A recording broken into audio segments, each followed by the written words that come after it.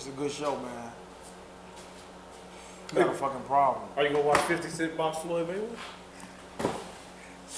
First off, that's not gonna happen. Why would 50 do that? 50 not gonna embarrass himself. He's gonna lose. You think he can beat Floyd Mayweather? One hit a quitter, huh? Yeah, okay. I think you gotta hit him. I think if he corners him in a okay. How many professionals you say you try to corner Floyd Mayweather? You think 56 is just big and strong? What's Oscar? What happened to Oscar? Did he win? He lost. And what's the other dude? What's the one that was a Hatton there? What was that? It's not Hatton. I think he whipped his ass knocked out. He whipped Hatton's ass. Yeah. What's the one that he cheated? Ortiz was whooping his ass when he hit him when he was looking at the ref. Well, he didn't cheat and knocked his ass out. He was beating his ass the whole match, too. Oh, dude was whipping his ass, man. Canelo was whipping. It was somebody else. Canelo got his ass embarrassed. This is what happened to Canelo. Shane Mosley, he staggered him. Then the rest of the fight, whipped on his ass the whole fight. Had the motherfucker bunny hopping. I'm like, this motherfucker don't know what to do with himself. Conor McGregor was whipping his ass as well. All right, man. This is episode what? 46? 5, man. Oh, so this Agent Orange. Oh, man. You think you Adonis Haslam number? No. I think you 40. I don't want to call it Agent Orange. I'll celebrate that guy. You Adonis Haslam. He had a weak ass number though. 45 is a lot of Kevin Willis. No, I think he's 41. 42 is Kevin Willis. Oh, okay, he's 40 something. Who's 45? You can't think of 45? Even if baseball? Don Mattingly? Nah, you gotta come with somebody better than that. King Griffey Sr. Don't know what number he wore. Jose Contreras. 40. Baez. 9. You go barking up the wrong tree, sir. Let's just leave it alone. Ross. 3. The GOAT's number. Ross wore the GOAT's number. Allen Iverson's the GOAT. He gets plugged in every episode. I don't think he's in the shot either. I never pay attention to the backdrop to see if AI is in there. He definitely is, man. Right, we need to zoom in. At the end of the show, zoom right in on fucking AI. How about that? So am I waiting on you to get the fucking introduction going? Or are you waiting on me to do your job again for another consecutive time? You alright? Make sure we're not just talking about weed on this episode. We're just talking about weed. That's all we talking about? All our podcasts. Yeah, I was told, Mary Jane. Somebody said that all we talk about on our show is about smoking weed. That's what our show is about. Smoking weed. You see the hoodie there. Well, it is endorsed. It's endorsed, but it's not. It's not. I don't think it's one topic. I don't think we've sat around and dissected not one strand of weed that we smoke. So maybe that's the type of pod they think this is. That's how you know they never listen to it. If you think we're just sitting around talking about streams. Anyway, this is episode 45 of the Straight Gas Me Podcast. I am the co-host, Daeo the Truth Teller. Yeah, my flag was trampled all over. I was upset about it. Like, it failed, it got blown down. I think it was knocked over when I came in to put the salt out there. I was like, it was dirty. Like, it was just no respect for my flag. So it's probably gonna go up on the wall the next episode. It'll probably go back there somewhere. But it's episode 45 of Straight Gas Me Podcast, I said. You think it was a Sox fan? No Sox fans live in this home. The vicinity. Nah, the neighbor, but he should have been in my garage, and if he was, it's something that I need to talk to my family about. But this is, I am Daeo the Truth Teller. To my right is the star of the show. I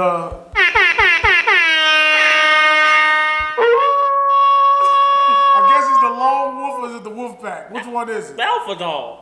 Oh, that was a dog? What a wolf. What do you call yourself? The goat? This is what we call you. The sheep? You're sheep. The black sheep. We got I got on Crocs too, by the way. This is warm with this heater, right? It ain't that bad. I'm freezing my balls off. Oh man, well. Awkward. The GOAT, Double D, Certified Lover Boy has a hat on. I guess the heart is officially been removed, or it's on a. It's on hiatus, man. It hasn't pause been. for a week. Yeah. No, man, I'm getting my hair cut this week, man. It's a blizzard. It's a blizzard. I wouldn't dare to ask my barber to leave the comfort of his home to come cut me and move my beard, man, if we get fucking mixed mine up. is stand on this side of the chamois, or whatever this damn thing is called, the slammy. It's called a Dundee. I like to call it the Slammy Award. It's not fucking It's a right. lot of foolishness that you get awards for, so it's correct. The Dundee? It's a Dundee. I don't think we can call it the Dundee. Ain't that like Copperwell? You can't call it the Slammy. You can't. So what the fuck? The high? The Dummy, the Dummy Award. Listen, man. We sound like dummies right now because we've already probably 3 blunts in. So this is probably a really embarrassing intro. We can't even fucking get through the intro. I expect us to get through topics. God damn. Double D, what you got? I don't have anything. All right, man. Let's get into R5, man. I should have ate. Yeah, we did. This is gonna be really difficult. Maybe I'm this done, may be man. one of our shortest ones. Maybe this is a snippet. Maybe we get y'all a 30-minute one. A 30-minute show to set up the Super Bowl show. But anyway, who you got? Who you got? Let's start off with that. Who you got for the big game tomorrow? Tom Brady. Oh, now you're a Brady fan. I'm not a Brady fan. I don't know if I can endorse my favorite quarterback at the moment because he said maybe some off the wall comments that others may not agree with. Yeah, you talk about Mr. INT, Brett Favre. Greatest quarterback that ever touched the ball, man. The kid on the inside, Brett Favre. Yeah, I wonder if he's gonna say the same thing about Carson Wentz because he's disgruntled. But if hopefully he doesn't come to Chicago either. By the way, but my pick is tough because I love Tom Brady. I think he's the GOAT. I do like Mahomes, and for what the NFL is now, I think I'm going to go with the Chiefs. But it wouldn't bother me if Tom Brady won. Like it's one of those games where I hate watching games like that where I have no one to really root for. Like when I like both of the teams. And that's where I'm at now. But I think if Tampa Bay's defense shows up and they put pressure on Mahomes, but you can't stop them, I think Tampa Bay would have a chance of pulling it out. If they win, I don't think it would be because of Tom Brady. So it's because of the defense? I think it would be because of a collective team effort. You don't think Brady will get MVP if they win? I think he'll get MVP because he's Tom Brady. Okay. But I don't think that if they do win, it won't be because of Tom Brady. It will be because of, kind of like Peyton Manning when he won back with the Broncos. You know what I'm saying? He was trash back then. He couldn't even throw the ball 10 yards. Peyton's been trash for a while. Brady has a cannon. He doesn't have a cannon anymore. He's, Yes, a You know what cannon. I'm saying? He still can throw the ball. That's a dart he got on his arm, man. Okay. I don't know. You think Ben? You think Big Ben is the GOAT? Now you want to say Tom Brady's throwing bullets. So Tom Brady's ball look the same way as your GOAT now? Heat seekers is what's Aaron Rodgers. So what is Aaron Rodgers throwing? Nukes? I'm fucking throwing a nuke. Shit, that motherfucker. What is he throwing? I don't know. Go ahead. I do feel like this is one of the more harder Super Bowls to call or to pick a winner for that I've seen kind of in a long time. Like usually it's like everywhere that you look around, I feel like they kind of even. Like offensively, I feel like you could say they kind of even. Like if it's hitting on all cylinders, you can sort of kind of say both teams is even. Because Tom Brady, you got Gronk, Mike Evans, Antonio Brown, Fournette. I don't think Brown playing. He ain't playing the Super Bowl? What, he got COVID? He was hurt. He was just playing last game. No, he didn't. He didn't play last game. That tells you that you didn't watch it. I never said I fucking did. Right, he didn't play. I'm not sure. We looked that up. My phone is about to die, so I will not be using this device for research. Fucking do that anyways. But I think, I think that this is one of the more even matches. Like Bruce Arians and Andy Reid, I don't feel like it's a huge difference in terms of coaching or like You know what I'm saying? Like Bill Belichick and Doug Peterson, like that's a huge gap. You know what I'm saying? Tom Brady and whoever has always really been a huge gap, and Mahomes is the next one. Everybody is calling this like the Mike and Magic in the NBA in the 90s, when Magic was the GOAT and the reign supreme of the NBA, and then he passed the torch on to Mike. That's what everybody is comparing this to. And I can see that. It's a good matchup. I think it'll be prime time. A lot of people gonna watch it. I can't believe we got this thing recorded. We got all these fucking ashes at the front of this table. It's kind of embarrassing. Do you see that? It's like, I do have a. Do you ever wipe it off? It's too late now. We're already I wrong. don't think they can see it, but I hope they can't, because that would be just like, what are these guys doing? Okay, it's really a high table. I got Tom Brady, 3 touchdowns, 2 picks. I got Fournette, 100 yards. I got Gronk, 75 yards. How many receptions? 7. All right. 7 for 75. Oh, you're not betting that. You're not betting these things you're saying. Okay. I got the Bucks winning by 5. What's the score you got? Well, you put me on the spot because now I got to do the math. You gotta be. Don't even say about 5. Let's just say, what do you think they'll score? 5, I'll say. You don't gotta give me the score. Just give me what the Bucks will have. I'll probably go 38-33. I'm good. That ain't a bad score. 38-33 Bucks. If you're gonna throw 3 touchdowns, Fournette gonna run 100 for 100 yards, and Gronk gonna have 7 receptions, he definitely got to score more than 38 points. Because none of that shit's gonna happen. Fournette's not gonna run. Fournette may not even run for 50 yards. Okay. And I don't even think KC got a defense like that. I'm not sure. I really follow the AFC. I got Mahomes having a bad game, man. 2 picks. Then the last time they played, they had a rough game. I thought you said 4. They ain't playing the Patriots. I'm not. Don't talk about what I said. They're not playing the Patriots. Off the podcast, They're not playing the Patriots. They're playing the Bucks. Well, Brady was over there on the other side. I don't know how good a coach Bruce Arians is, but ain't they defensive guy? Was he offensive guy? Offensive guy? Yeah. They got defensive coaches over. What's their defensive headquarters? Ain't they a good one over there? The black guy, Todd Bowles, man. Yeah, he was a coach, wasn't he? On New York, right? Don't ask me how he did, because it don't matter. I'm telling you how he did. He was the leader of men. Couldn't have been. They was winning like 1 game. Motherfucker got ran out of town and back to a coordinator, Romeo Cornell. Yeah, same kind of coach. I think Mahomes is gonna have a bad game, man. He's due for a bad game. Nobody's this good. Nobody is this good, this consistent, especially in football. Basketball to me is a different story. But I've never seen a quarterback like Mahomes who's gonna have a bad game. It just always comes out and never. Even if he don't have a bad game, he don't put his team in positions to lose. So he don't really fuck up. He always make the right play, the right decisions. He don't even seem like he be trying to. You get some quarterbacks get in there and they be like trying to do like Matt Ryan, like fam, just win the game. Like you trying to overcompensate. Yeah, it's like just do the basics and you'll win. Bears quarterback. I don't think Mahomes is like that, but I do feel like he's due for a bad game, man. What bigger venue for him to have a little pressure, have a bad game than that? And I just like his destiny. Like Tom Brady comes over here first time in the NFC, you go all the way. The Buccaneers, you the first time that a team has played in their home state for the Super Bowl. Like I just feel like it's just destiny, man. It's either, but I also have to remember when Tom Brady is not good when it comes to his destiny all the time. Because when he was supposed to be the first man to go 18-0 undefeated, his ass lost to the Giants.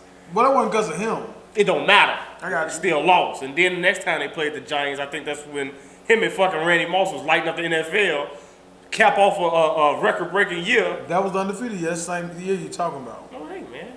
So how the fuck is it going to go 18-0, then it was record-breaking? That was the record-breaking? You mean it broke the record with touchdowns? Yeah, that's what I mean. Wasn't that the same season? No. Okay. He was 18-0 because that was Eli's first one. So then when he lost back-to-back, Randy Moss was there. How long was Randy Moss in New England? He was there for a minute. Randy Moss didn't go there. When they went undefeated, Moss wasn't with them, man. They were trying to make. Hey, Moss was with them. Hey, podcasters. Hey, I'm not this bad at sports, man. It ain't me. Well, it's all right. It's him, man. I know. I know I've said a couple of things that's been a little weird. My father raised the eyebrow lip and something like that. He don't know what he's talking about. I know what I'm talking about, man. Man, you're not accurate with this. 2007. I think that's the year that they went to the Super Bowl. I think I was a junior. Moss wasn't over there in 2007. Telling you, man. Look it up. Keep going. Ain't got nothing else to say until you fucking look it up. You're holding the podcast hostage. I am. I'm pulling it up right now. Randy Moss with the Patriots. Where is... Where? Let's see.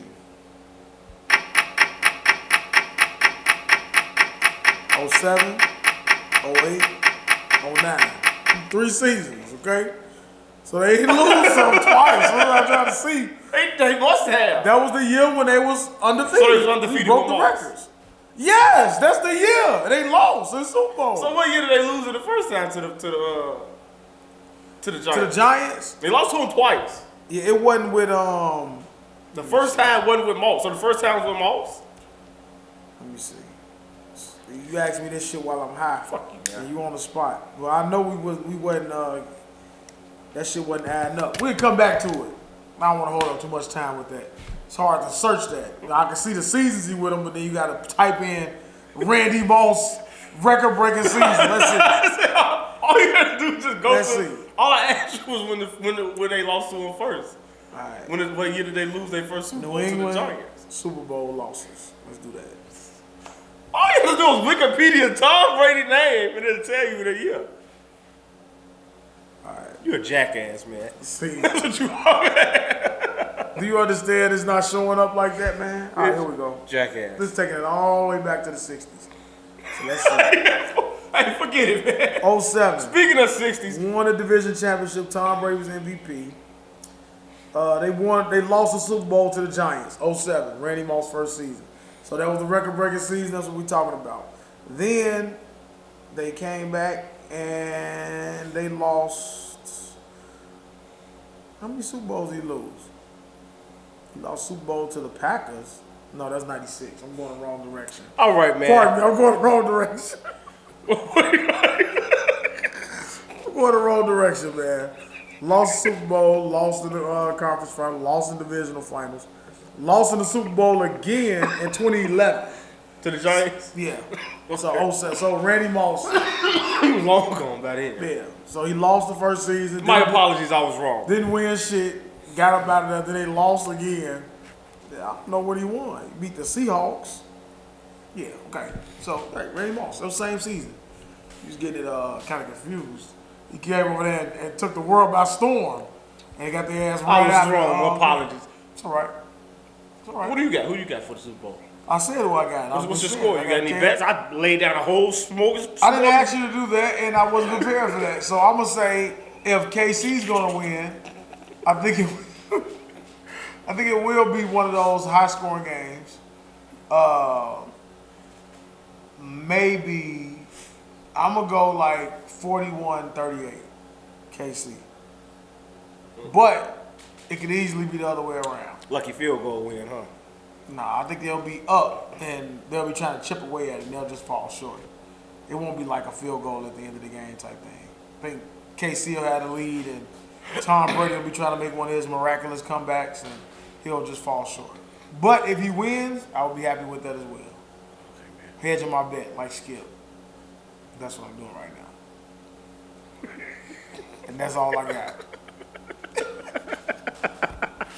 This is gonna be called High Time. What are you? What a blunt. It's not even lit. It's not even lit, man. What about I'm not doing this again, man. What about Denzel Washington, the little things, man? Oh, we didn't talk about that one. We'll get into that, man. What you think? His performance? I think his performance was it was solid. It was Denzel. I think the movie was HBO Max-ish. You know, like it wasn't it was good. I hated the ending. Like once again, it goes over analyzing movie Daeo, where I'm just like, why did you do that? Why did you get in that vehicle for one? Why did you make that trip? And why would you keep digging up those holes like that? Why would you do that? Why would you get in the vehicle with a suspect? Should I ruin it or am I just talking? All right. Why am I getting in the vehicle with a suspect, driving into the middle of fucking nowhere, digging a ditch? Spoiler alert, spoiler alert. Spoiler alert. You know what I'm saying? Digging a ditch. But it still didn't ruin anything. I get the little message like how he ended up turning out kind of like Denzel. But Denzel got so caught up in his job that he lost his family and all those things behind that, right? You know what I'm saying? And it kind of seemed like the other cop was following in those footsteps. You know what I'm saying? And he gave him, you know what I'm saying? He gave him a peace of mind. You know what I'm saying? Yeah, you know what I'm saying? But ultimately, we still don't know who was doing this. At one point, I was like, is Denzel doing this? You know what I'm saying? Like that's how I felt like. Like that's what I felt like was gonna be the big reveal. Like at the end of them cheesy ass movies, he walk into the fucking house and then it just be like the heads of all the victims sitting there and shit. You be like, oh. I don't think in his career, I don't think he can take a role like that. But that would have given you a better ending than the ending that it gave you. You know what I'm saying? So I can see kind of like, if I went to the show to see it, I still would have been satisfied because it's Denzel, and he always delivers a solid and great performance. His body has had a lot of wear and tear. I think he's easing out that Morgan Freeman lane. He's still Denzel, man. Yeah. When he walked out his when he walked up to seeing his wife and he was talking about the lawn, and then when he left, he kicked the lead. Yeah. His son is like following that trajectory. Yeah. Like every time I see him in movies, he's like, he remind you just like his fucking father. It's you done with review? I thought it was a god awful movie, man. It was boring as hell. It took a while for me to get into it. Had I not felt like I was obligated to talk about it on the pod, probably wouldn't have watched it. Well, probably wouldn't have finished it. This is one time where not watching previews is like maybe a downfall, I'll say. Because maybe if I'd have seen previews of this shit, probably wouldn't have watched it. Although I did do what I always do, so I watched the trailer after I watch something, and I see like how good the trailer is, and I'll be like, man, if I watched that trailer, I'd have been hyped for it, or whatever. But it wasn't. It just didn't do it for me. And when I found out it was like based on like those noir films and shit like that, that's why I was like, oh, okay, now I see why I don't like it. Now I see why it was a bad movie to me. And with me, like I said before on the show, the way I judge movies is the ending. You got a decent ending, and then you're gonna leave me satisfied. It's like, oh, okay, well this is I ain't gonna say it's a bad movie, like it's a pretty decent movie. Like this just left like that bad taste in your mouth. It's like, I just sat here for 2 hours for this. Like you didn't. I didn't know. You didn't close up what happened in the past. You didn't close up what happened in the present. Like everything it's even more. And I would hope that you don't think you can make a part 2. Yeah, like this shit is even more like up in the air when I watch this shit. And you remember the game LA Noire that came out for PlayStation? Like that's what this reminded me of. Like I'm playing the game, and if you never played LA Noire, like Cole, he died at the end, just random. Like you saved the woman, he just in the fucking sewer, and then the water just engulfing me down. I'm sitting there holding the remote like, what the fuck? Like what just happened? You playing as the other dude, and it's like, wow, like this is it. Like this is the end of his story. And that's like, why I don't remember the game. Yeah, it's like this. So this movie was like for me. It's like the ending of this movie was like the end of that game for me, where it was just bad. It just didn't do it for me. Like I'm not a fan of this genre or this type of storytelling, and which is why like Quentin Tarantino. I don't think I've ever seen a Quentin Tarantino movie because I'm not a fan of that type of. You probably don't know it was a Quentin Tarantino. I never seen Kill Bill. You never seen Dustin Dawn? Never seen it. Never seen, you need to see Dustin Dawn. Pulp Fiction? Never seen the whole Pulp Fiction. I seen parts, all the funny parts. Motherfucker! I saw that shit. I seen all that shit. I think he did he do Swordfish? You seen Swordfish? I don't think he did Swordfish. I think you reached. He did either. I think I seen it. Yeah, you reached stretch. I don't think I've ever seen a Quentin Tarantino movie. You didn't see Machete? Machete? Never seen Machete. That shit's trash. Now don't skip that one. Skip it. Yeah, so it's just the way like I just don't like that type of storytelling and the way that they do their films. Like he definitely does this. Dust to Dawn wasn't like it was. Yeah, it's one of my favorite movies. From Dust to Dawn. I love Dust to Dawn. Yeah, I think I'm showing my age with that one. I'm a big Michael Bay fan. I love Michael Bay movies. This is a Michael Bay? Yeah. Until he gets to 3. After 3, it started to tail off Michael Bay. His first 2 be cold. But after that, it started to tail off. Go ahead, though. If it's a Michael Bay production, I like it. It's somebody else who I like it. Like all of the Kevin, whatever the fuck, the Marvel dude. You like all his shit. Who Kevin Feige, he do. Yeah, that motherfucker. Like, he be like, wow, how do you put that together like that? Who else? Issa Rae, of course. Told you I like all her shit. Work my black queen. Yeah, man. There's somebody else, man. Who's that other black dude? You know, like Steven Spielberg?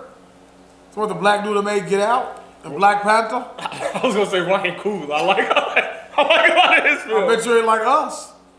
That's not Ryan Coogler. That's Peele. That's Key and Peele. I don't know these niggas. They the same black guy making same black movie. That's what these people are, man. And Tyler Perry. You got 3. They all the same black guy. That's what I think of them. Spielberg. I don't know, man. You like Jurassic Park? I was okay. Jurassic Park was good. Oh, man. Damn. Yeah. Little Things is not. But Little Things got me into it because I instantly knew that it was deeper than what was on the surface. So that's what those movies that get me drawn in, where I'm like, okay, let me see what's going on. I'm locked in because I don't want to miss nothing. Then it kind of creeped me out, man. I was high, it was at night, and he started talking to the dead people and everything. It was like, this kind of weird, man. I just sit there like, I'm focused. Like when I'm high, I'm really focused. It's weird, man. He shined a light on the foot, and then he went to the closet, and I was like, nah, That's man. what I'm saying. When I'm looking at that, I'm wondering, I'm like, all right, it has to be something deeper than the surface. So like, when I'm watching movies like that, I'm like, it's never giving me what it's showing me now. It's something different. So that's why I'm so locked in, making sure that I'm not missing nothing. And then we only at that mark. So that's what kind of had me so intrigued. Then when it started to get towards the end, I'm starting checking the time. I'm like, okay, the end coming. What's about to happen here? You know what I'm saying? Like, and I was waiting on a big reveal, and you never got it. Then you just got that, and you like... Even a big climax, like, I don't even feel like you got that. It was like... Nothing. It's like, Mom, don't listen to this part. It's like, you ever been looking for, like, the good porn scene? Oh, my God. He went there. Oh, no. You just sit there. A certain scene. You just sit there stroking, and you just stroke. Okay. No, man. Hell no.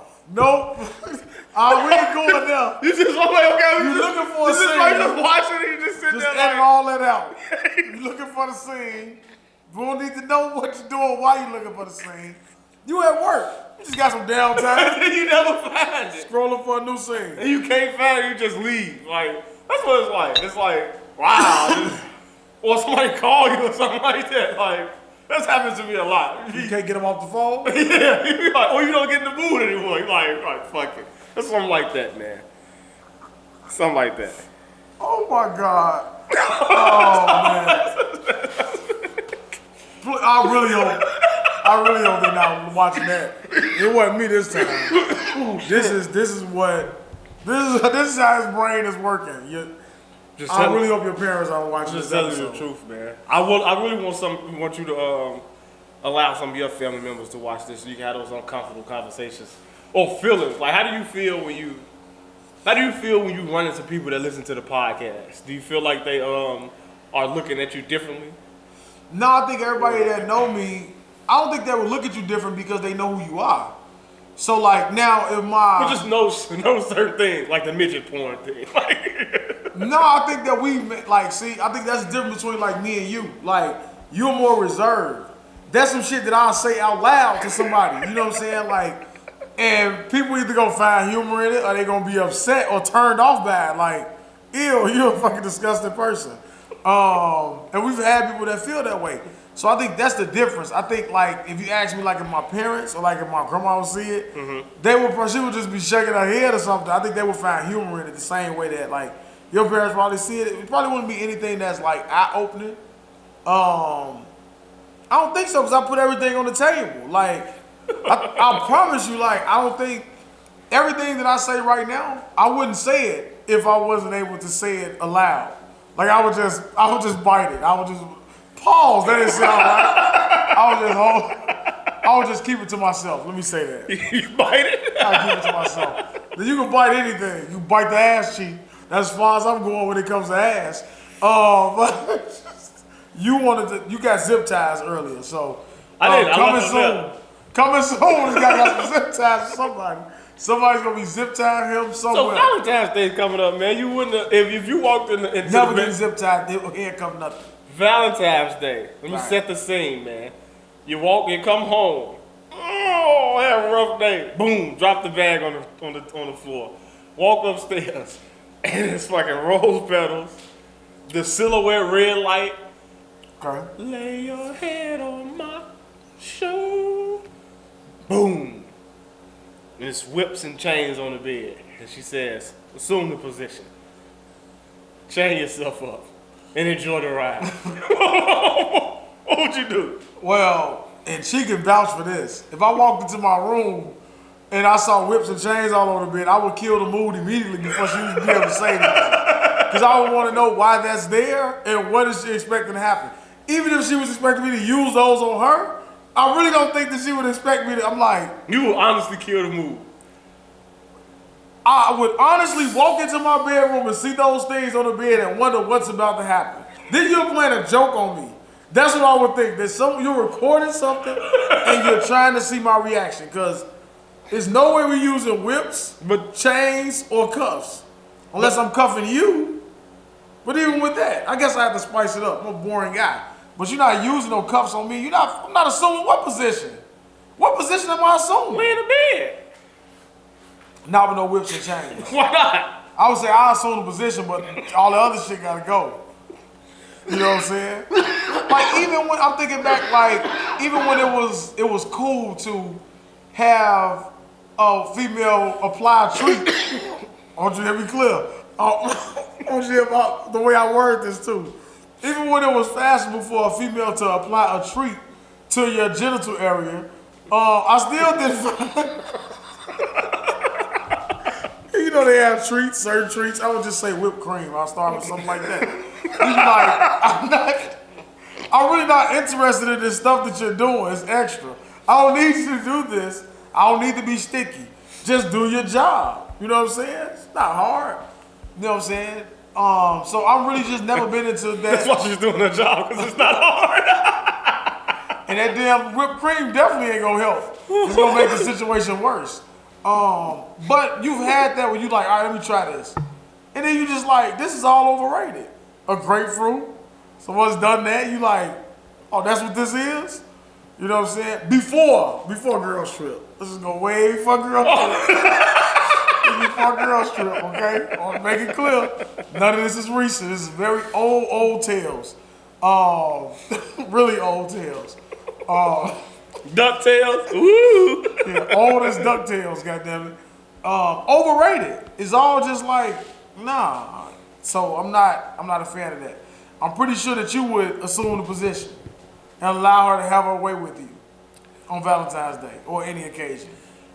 But not on any occasion. Whips and chains and shit. Something like that, I'll try. Let me chain you up, put a ball in your mouth. Nah. He can't talk. Just go all out. Quentin Tarantino makes those type of films. Pulp Fiction, why don't you just watch it? Just forget it. You into bondage and shit. This fucking guy, man. Find out something new every episode, every day. Unbelievable, man. No, man, you can't be doing that shit, man. I will fuck up Valentine's Day if it came to that. What's the furthest you would take it? What's the nastiest a woman some woman can get with you or take it with you where you would draw the line? What's your line drawing at? Like I said, a grapefruit. It's like it's a mess. It's made a mess.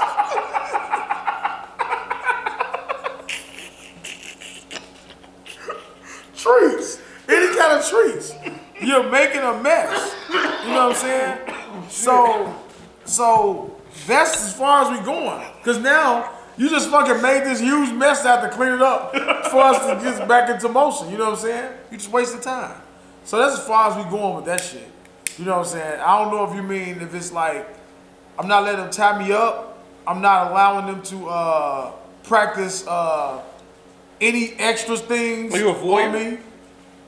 I'm not a voyeur. I don't like to be watched. I'm like, no, I'm not the type of guy that's gonna fuck on a balcony and hope someone catches me. You're not a public guy? No, I'm the guy that's watching you fuck on the balcony from afar. What are you doing?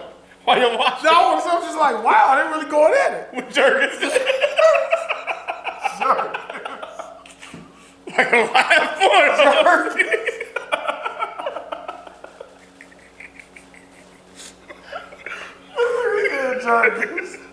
Come on, man. This shit is perfectly normal. When if you're, and I'm not saying you're a guy, if you're somewhere and you hear action going on in the next somewhere in your vicinity, like, what is that? That's gonna be your reaction. Like, you gonna wait till everything in the room is shushed.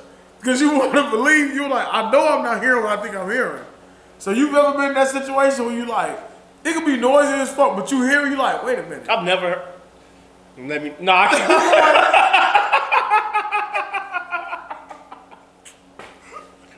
I'm like, yeah, what's going on here? No, I don't think I've ever. Are you sure? Well, I've heard you like, wait a minute, what's going on in there? I've heard like, God damn it! you okay? Now, I've gotten to a point where I've heard like, I've heard some shit so animated that it became like a comedy where I'm like, what the fuck is happening in there? You know what I'm saying? But yeah, man, I'm not a voyeur. I've never been into that type of stuff. I've watched those type of. So you wouldn't do it on the beach? No, I'm shy. At night? I'm bashful. I'm shy. I'm not doing those type of things. Like, I don't know. I've just never been into that type of shit, man. Live a little, man.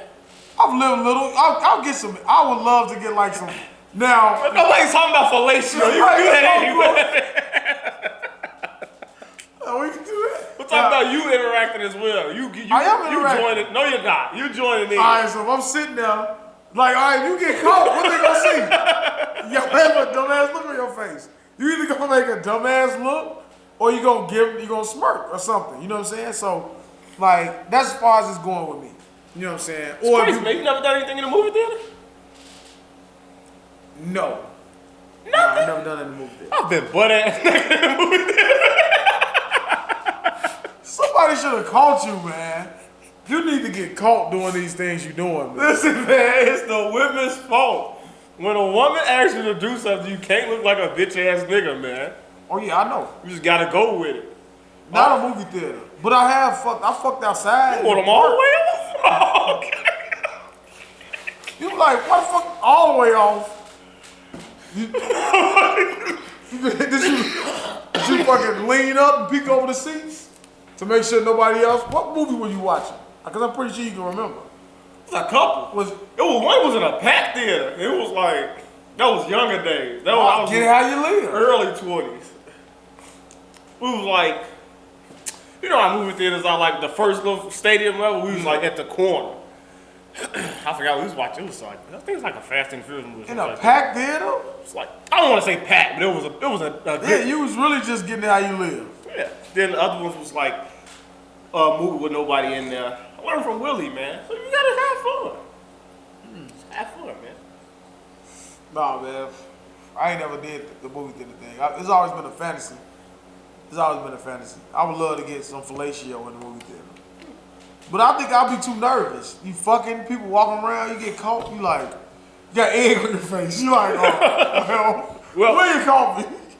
We worked at the movie theater, so in my head, I'm looking at it like, all right, what's the worst that could happen? All you got to do is ask you to leave.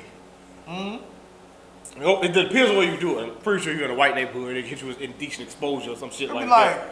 But these fucking guys had the nerve. Yeah, just ask you to leave. And then you already know. So if we doing something, and you get motherfucker, you know how we used to do at the movie theater. Motherfucker come through, peek the head up. If you are watching a movie, you see the usher come or the security, and you see peek their head, but you don't see them lean back and hit the wall and start watching the movie for like 5 seconds and leave. If it's a good movie, they're gonna stay there for a good. Well, we used to have like 90 seconds in there. At the most we were supposed to stay up in there. We didn't do that. We stayed in that motherfucker. Yeah. Sat down first seat. Yeah, motherfucker. Oh yeah, man, this shit good as hell. I ain't tell me that shit was good. But I got like 90 seconds. So if you don't hit the wall, that means he's leaving. If you see one head pop up, then you see another head pop up, you already caught. So you might as well get the fuck on up out of there. Because next thing you know, they come with the flashlight, point it down to the float, and it is what it is. That's a seat? It's a seat, man. Seat moving around. But, yeah, man. Just have a little fun, man. Man, yeah. You think you would ever get into that mode, or you just think you're just done with it since you're a little older? Fucking in the theater? No, I think I would. Well, just in public anywhere. Mile High Club, you take a trip to Aruba. Would you do? Aruba. SBA. Man, y'all motherfuckers is balling off these SBAs, man. Passports. Damn. Getting how they live, Taxes coming. Oh, man. I done seen motherfuckers. They done planned their whole season out. Yeah, Miami, this. I want to get in and out. I want to be around y'all ass. But I would love to join those type of things. You know, I would like to do that stuff. For sure. The older you get, the more you want to get it off your bucket list. You know what I'm saying? Now, my bucket list, it ain't that much. I ain't got that much more shit on the list. I done knocked a lot of shit out, okay? But it's a couple things that I do need to get off my bucket list. You know what I'm saying? And what's number one? We'll move on real quick. Well, not number one. What's something if you can get real quick? Enjoyable threesome where I'm getting head from both women. You said that before. That's it. That's it, man. That's on the list. You asked me what's number one. I would love to look down and say, here it is. This is life right here, man. This is what life is. It should be nothing. It should be nothing else in the world that you want. Nothing. For a moment. If I can have a moment, that's a moment. That should be every man's moment. Some men are weird. They want to play with feet. I want to follow you have anal sex. Like, why don't you grow up? Why don't you fucking grow up, guy? You still want to fuck in the butt? Why don't you grow up? I'll guarantee you. I want a foot job. Like, something like that. People like that is a special place in hell. You ever seen South Park the movie? If you need to see South Park the movie, it's a gay devil. It's a dog with his lover. And that's the place, that's the hell they need to be in. I'm telling you. Get this shit age restricted again. Listen, South Park the movie, me and Hooli was at his fucking grandma's house. I'm gonna speed through this. We was at his grandma's house. We was sitting there, we was mid-conversation like this. And the devil was singing a song called Up There, where he wanted to be in heaven. And that motherfucker broke out and started singing with a high pitch. We looked at each other. It was the funniest shit ever. Classic fucking movie. If you've never seen Devin, I'm touching your arm. Get high, go home, and fucking order South Park the movie. That shit is gonna have you in fucking tears. I don't watch South Park. The movie, I swear to God, man, that shit is classic. That shit is a classic fucking movie. You robbing yourself, never have seen that comedy in a movie. Simpsons type movie, better, trust me. That shit is like steroids. You like, this shit funny as hell, like even the Canadians. This is very offensive on South Park. It's Canadians, like a boot. Nobody kept saying a boot. Caught it over, he's like, what do you keep saying a boot? You mean about? He just slapped the shit out of him. He just slapped the shit out of him. Then it was like Terrence and Phillip, the other one came in. It just farted in his face. He's like, now Terrence smells like my ass. It's that type of movie. It's that type of movie. Watch that shit, man. I'm telling you. That shit funny as hell. Gonna make a song about his best friend mama. Call her mama a big fat bitch and come in just like that. Wait till you see it, man. I'm telling you. I can't believe you ain't seen that. It's Sex Drive. You deprive yourself. But they deserve to be in hell with the gay devil. So, dog. Okay. That have fake dicks. Sadie was trying to be serious. He's like, oh, Sadie.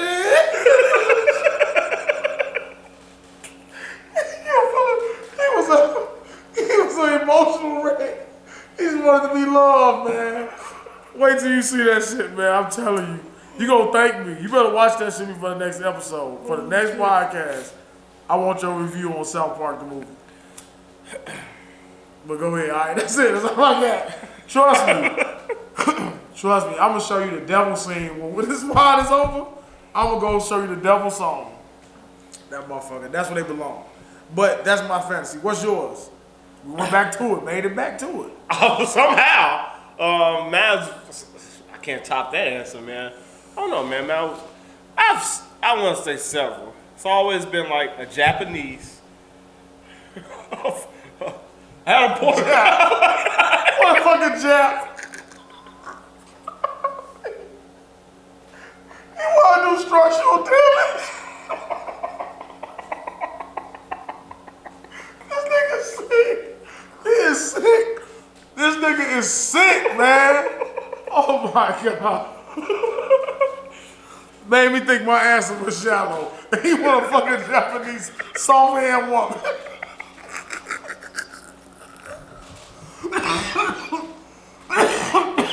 Oh man, alright. Oh hell no. Alright, go ahead, man. Finish. A Japanese woman. Right. A Japanese woman. I'm not sure I feel comfortable enough sharing. I'm listening. A Japanese woman here. There you go. Hit the weed. Go ahead. Both of them was my blunts too. That's a mix. That's a all of them. That's why that shit is in like that. But go ahead. You had a Mexican? Yeah.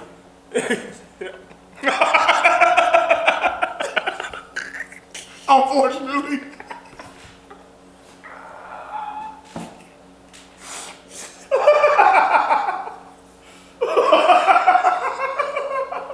That's another insider, man. All right, man. No, but yeah, no, but go ahead. You say a Japanese and a Mexican Yeah, and together? no, I don't think. Oh fuck yeah! Oh man, that's a motherfucking that motherfucking room for like Thanksgiving. That motherfucker got a ham in the oven.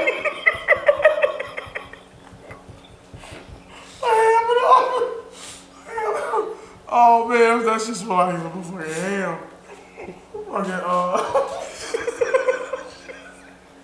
that free ham too. That free when they give you and shit all rubbery and shit. Alright man, stop. For real, alright. We sorry. Those insiders, man. If y'all do these stories, man, you won't really understand it. And I just really wish I could go in depth. But you can't. But you would like to have a Japanese Oh man, woman. my stomach hurt, man. A Japanese woman. Mm-hmm. That's your fantasy? That's your It has always been. Okay. White, Jap, Mexican, and someone from the UK. What, that accent? I love their accent. Someone from the UK. Okay. London. Is it weird that I want all of them to call me the N-word?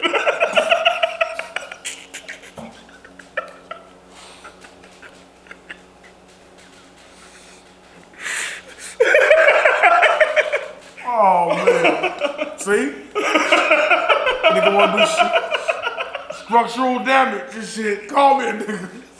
Take it out on him and shit. You wanna do, the motherfucker wanna do bondage? Brutality sex? Brutality? You want me to slap this shit? Slap it. Slap me. Like, this bitch won't, this bitch ain't got a father in her life. She want me beat.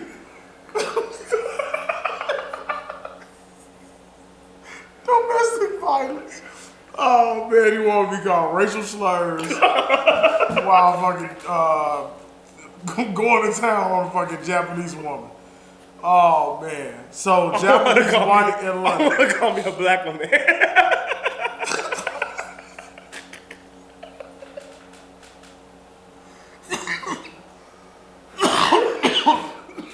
So you want to call you a blacker man. A blacker man, not a nigga. Do you remember Rush Hour 3? Yes. We saw Chris talking. Oh, phony blacker man. Fucking side hurt, man. God damn, I'm getting a cramp. Funny black man. You is him. You, him, everybody ass. I'm gonna kick his ass. Yeah, that was one of man, this podcast, this episode is went off the rails. Holy shit, man. Did you watch All American? I did watch All American. You go first this time. I always go first. Give me your take on All American. I honestly forgot about it, man. That's how kind of I want to say like pointless the show is a little bit. Like, damn, my nose running this shit. What happened in that episode? Oh, okay, I know what happened. Jordan, a bitch ass nigga.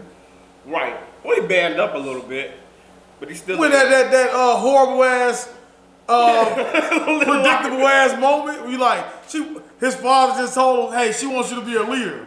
Then it was just that moment, you had the fucking knucklehead teammate, and he says, hey guys, you better be at practice. Man, if he did that shit in a real locker room, we been on teams, when you looked at him and be like, who the fuck you think you is? Tell me to be somewhere at 6 o'clock. Fuck you. Then she gonna smile and smirk. I've only been on a basketball team. Oh. That has happened though. But you have to respect him. I was gonna say we did kind of respect the person that did. Right. You don't respect him. You just do bitch ass nigga shit. Just like now with the girl though, that's what I'm saying. This never was talked about. She just gave the fucking kid away. You bought all this stuff. Then he had like a room prepared for it, and it was just over. At his house, right? Once you go move it's just over. Now you want to get the baby back all of a sudden. What's going on? Let's stop dragging out this bad drama. You know what I'm saying? It makes no sense. Yeah, it's like everybody know. What was funny to me, last episode, talking about Olivia. He said it's brewing. Mm-hmm. And I watched this episode, I was like, oh, the tea kettle whistling down there. Yeah, popped open. She cannot wait to be messy. She cannot wait to start shit. I'm like, I told you. It's now like all the cards on the table. Now they know. Now he know what she went. Like Spencer know what she did. She know what Spencer did. I'm like, okay, that's not a secret. Mm-hmm. It seemed like Layla know what's going on, or unless she's stupid, she should have some type of inclination of what's going on. Mm-hmm. And Coop just needs to go sit her ass down somewhere. Like, find a storyline. If something's gonna happen, let it happen. Are you a rapper? Are you in school? Are you a gangbanger? What are you, Coop? What are you doing? What are you doing with your life? That's what I'm saying. You just got a royalty check. Why are you running around the neighborhood trying to worry about that? She's up to something. What? What? You know what I'm saying? And I guess I need to rewatch the other seasons. Like, was it a big deal when Spence got shot? Yeah. So them finding the shooter, did they know who the shooter was? No. So we didn't know as an audience? No. You just knew it was tied to the brother. Yeah.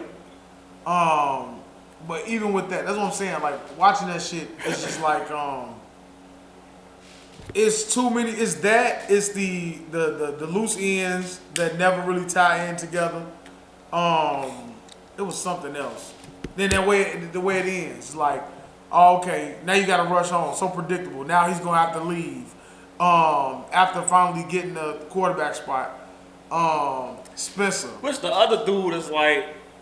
I guess I kind of get it, but then again, I don't. It's like you can't even, like, how can he be mad that he took his spot? Like, you looking Spence off, you wide open, you keep trying to run, you losing the ball, like, you need to be benched. And then, yeah, I guess that part is kind of the girl that Asher was with. They didn't do nothing. They had a bond. Now she's just like, you be like, what's going on? Mess, like I say, messy. Like I've been saying, now when you go back and watch the other seasons, Olivia, it's like no matter what, she sit down, she say, "What's going on? I'm gonna be the ear for you." And as soon as the next motherfucker, hey, what's going on? Hey, she don't even say, don't say nothing. She just come right out with the shit like, fuck you, just tell him that fuck. Then you just told him. Then he asked his girlfriend, she tell him. Then he make that dumbass face he make every time I go to commercial break, he make that same dumbass face. You know what I'm saying? But it kind of, at least they had football in this episode, which is what I look for with All American. I think that they get away from it. a lot. You know what I'm saying? I think the earlier seasons was pretty much, it was like a lot of focus was around the impact of the football team. I feel like a lot of shows do that. Like Walking Dead at one point got away from Yeah. them being on the road running from zombies. Then it's like, all right, now y'all like living like real life, and now we just dealing with bullshit. Even Sons of Anarchy is like, all right, man, the motherfuckers need to head back to Arizona, don't they? Like, send their ass on a run or something. Like, Yeah, man. Motherfuckers just get out of Charlotte, man. Leave, do something. Right. So, yeah, and that's because they be trying to just change things up. And I see, like, that's why I kind of say, like, with For Life, it's kind of going down that trajectory where it's like, it was the beginning, the first season was centered around, you know what I'm saying, this guy who became a lawyer in prison, and I was intrigued by the story to really just see how it would turn out and what happened. Then when you find out that everything about it isn't actually accurate, and they just putting their own spin on it, and I like what now it's the opposite with this. I like the route that they've went, and I'm gonna get back to All American. I kind of transition to just give a little plug for Life. It's like they kind of go on current events with it. And when they switching it off, it's like, all right, now it's changing the story. It's centered around, it's not like All American, Black Lives Matter type movement. It's centered around the same Black Lives Matter, but the content is different. It's cheesy and kind of corny with the All American. With this one, it's kind of like, okay, you feel it, you know what I'm saying? And you can imagine like how the daughter was, like how they say, like the young people are really was pushing the movement this summer or 2020. So she's younger and she's taking the role of that person and she's pushing it, and she kind of sees George Floyd in the eye. She sees her son in the eyes of George Floyd. How a lot of black males will see their sons, or like black women will see their sons, where it's like, all right, this could be my son, this could be me. And with his traumatic experience, he wanted to kind of stay away from it. But she kind of told him like, all right, well, you need to do a little more. And it kind of centered around what happened with the character without pretty much ruining it. It was kind of like real life. It was kind of like what happened with the guy in Wisconsin. The one got shot in the back and was paralyzed. But it was the worst case scenario. You know what I'm saying? So he passed along, and now it's kind of, the storyline is moving on from that. So it's like, all right, I'm taking on this case, but it's tied into that movement. You see what I'm saying? So like, that's what I mean about, like, I like the way that they moved away from the storyline and kind of moved into current events. And I kind of see like All American trying to do that, but it's kind of corny because it's bad drama. So to combat when someone says that we give, like, if they, like, I know we got a couple people whom we give reviews on black cinema, they think that we're really hard on it. Well, that's what I'm giving For Life is black cinema. But for me, and people may not agree with it, the transition that they made into current events with the drama is more, it has me more invested than what an All American would do, because it's just like, nah, this wouldn't really happen. Or, More believable. Right. More This realistic. doesn't make fucking sense. Like, why are you even doing that? You know what I'm saying? It doesn't tie together. This does that. And if All American can kind of like, which is too late, I think that show needs to pretty much focus, keep it centered around football and not in structural damage. You could have kept it to where he went back to school and, all right, it's for his community. You could have centered it around the community and how that impact was, and how the impact of him going back and winning can help bring the power back to it or give it back to his people. You know what I'm saying? Instead of all this messy summer drama shit. Yeah, I do see that they also trying to do it like with the mental health stuff, like with him going to her saying that he needs to go to a sports therapist and everything like that, and like having his mind open up to that is like, I think that's good, because it's pushing that message is good. Like we talk about it sometimes on the shows. Like sometimes you do need, especially us as black people, like there's a lot of shit. Like everybody is not fortunate enough to come from a family where you can talk to a lot of people in your family about shit that happened growing up. So you need to talk to it about somebody. Talk to it with somebody and, like, you know what I'm saying, get it out in some type of way. So I do think that that's good that they pushing that message in. That part, it seems like I forgot about that. That transition was made pretty decent. It's like, oh, okay, I see. You know what I'm saying? Just tapping into what's really going on now, and because you could see he's stressed. He got a lot on him, so that maybe that is what's causing. And everybody steady saying like, man, you good, and like she said, like even just shedding light to, you know what I'm saying, like I didn't know that was a thing, sports therapy. You know what I'm saying? And hopefully he go see a black sports therapist and it's not a white sports therapist. You know what I'm saying? So to me, if you go push that message, push that shit all the way. You know what I'm saying? Keep it going and keep it going to the direction that you need it to be going there. Like, so I'm intrigued. I'm interested to see that part. It's not a show that's blowing me away. It's something that I watch because I'm invested. I forget every time. Like Black Lightning. Yeah. I forget. Have you been watching that? Every time I watch it come on 8. And it started on 8. Oh, yeah? Yeah, it ain't started yet. Black Lightning is a bad show, but I watch it because I'm invested. I forgot. I'm sorry. I can keep going because YouTube is rolling. But it's a bad show, but it's like I'm invested. I know all the characters. I know the storyline, so you want to see how it ultimately plays out. Mm-hmm. That's what Black Lightning is for me. For Life is like the first half of the season. I didn't know how to feel about it when they kind of transitioned into the COVID and current events, but the way they just segued into the next wave of the storyline has me invested. I would say I'm more invested in that than I am All American. Would you want to see a COVID show? Like a show that incorporates, because I haven't seen as of yet a show where people are wearing masks or like would you want to see a TV show like if they made one like right now like do some shit together where everybody wearing masks or it's like pandemic related? Would you want to see like that? The show is taking place like right now with like not even taking place right now. Like I know like I watched The Blacklist. That show it just came back. Good Girls is coming back.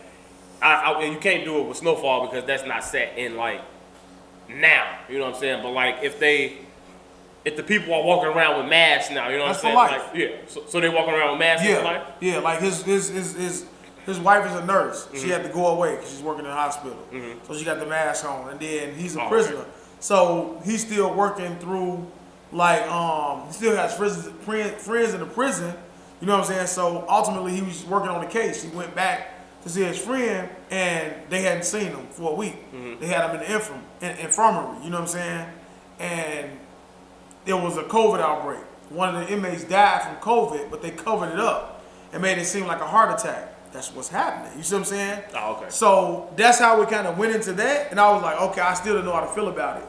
Oh. Then it went into the Black Lives Matter thing with the father being shot in the back, and it's the current events with the COVID with that. So it's everything that's happening now.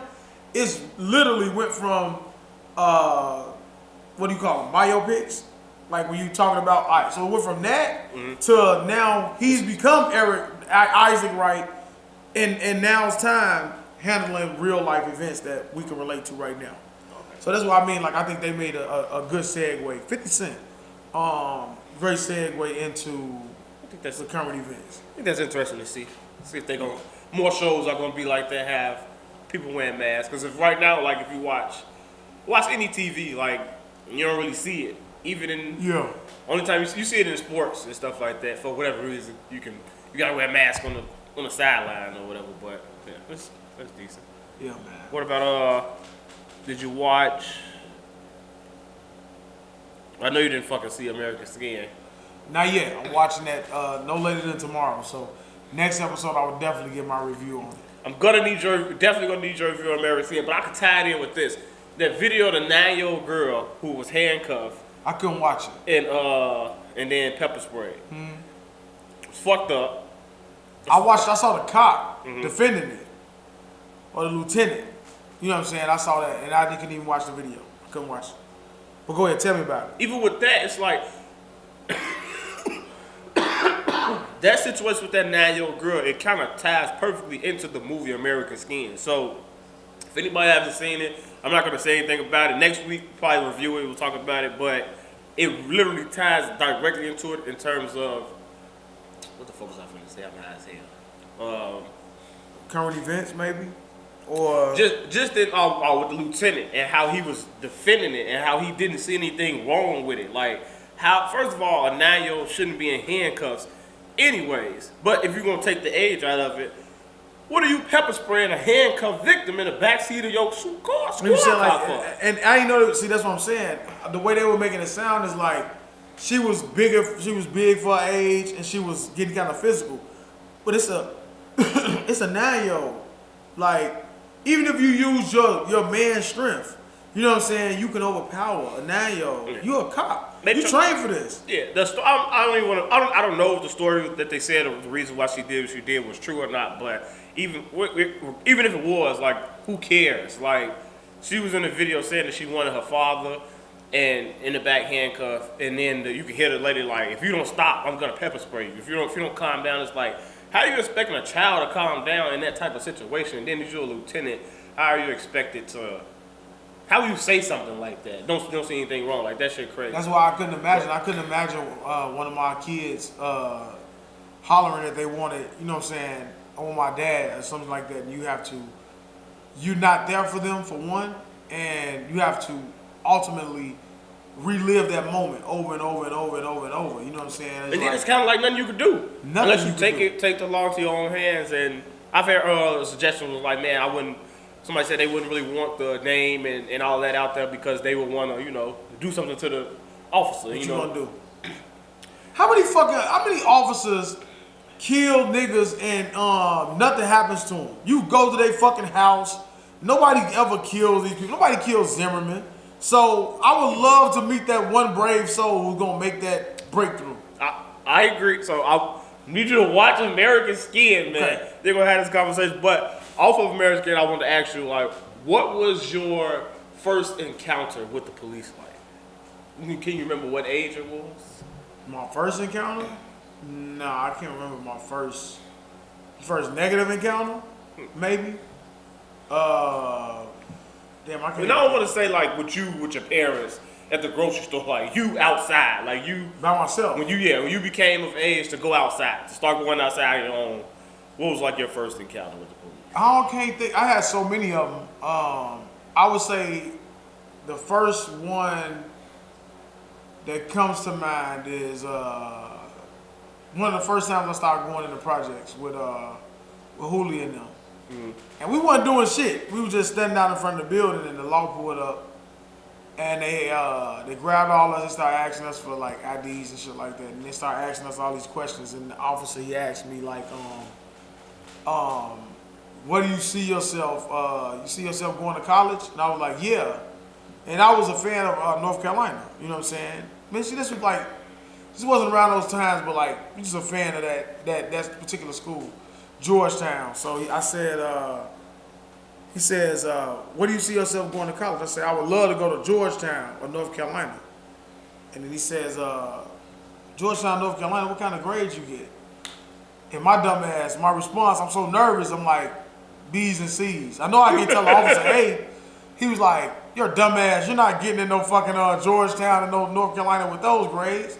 Your dumb ass is gonna be right here. He was like, and it turned left, and he's like, he saw my ID and he saw that I was from offset, but I was in the greens, and he said, you're not even from fucking over here. I should drop your ass off in the whites and tell them where you're from. Bet your ass, see if you make it home from there. And I'm terrified of this one. I'm like, what the fuck is this going on here? You know what I'm saying? That was one of my first major things. And then they like ultimately like just demeaned us, talked down on all of us. You know what I'm saying? Mm-hmm. They were used to it. I wasn't.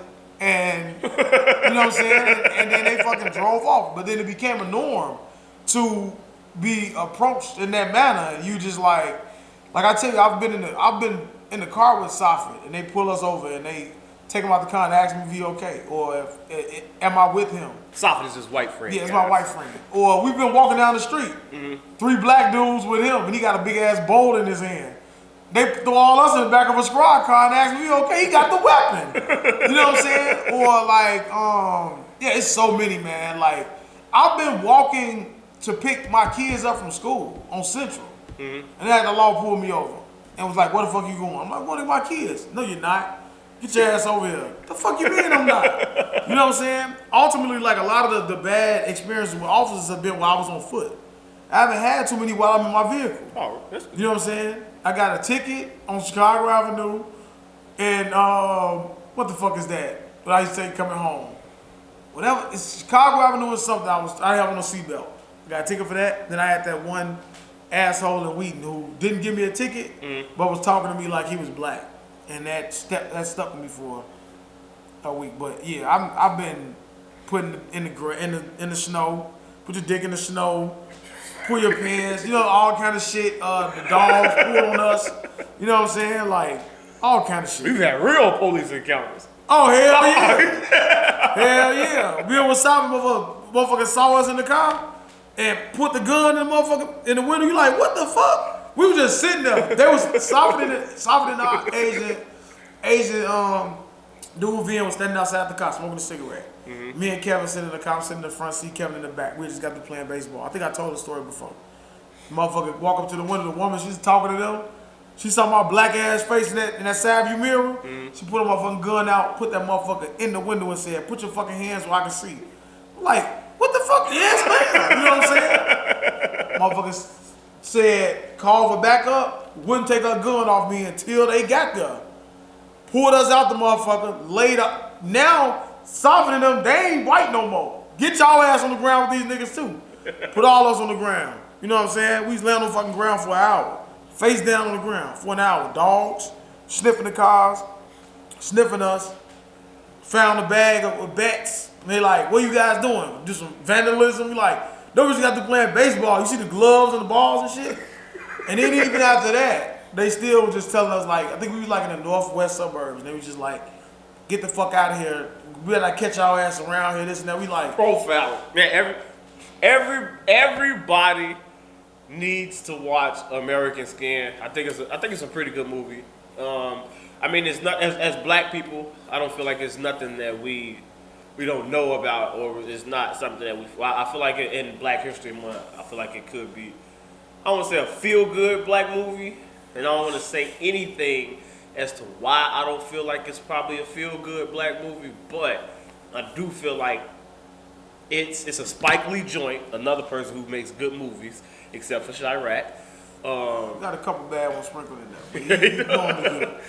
But yeah, I do think for the times that we in, I think it's a pretty good movie. It's very damn good how they shot it, how they made it, and everything. It's great fucking. I will watch it. And it's one of those ones that's gonna definitely evoke a lot of emotion, and it should evoke a lot of conversation and a lot of, I don't know, it's like a little food for thought or whatever. But my neighborhood,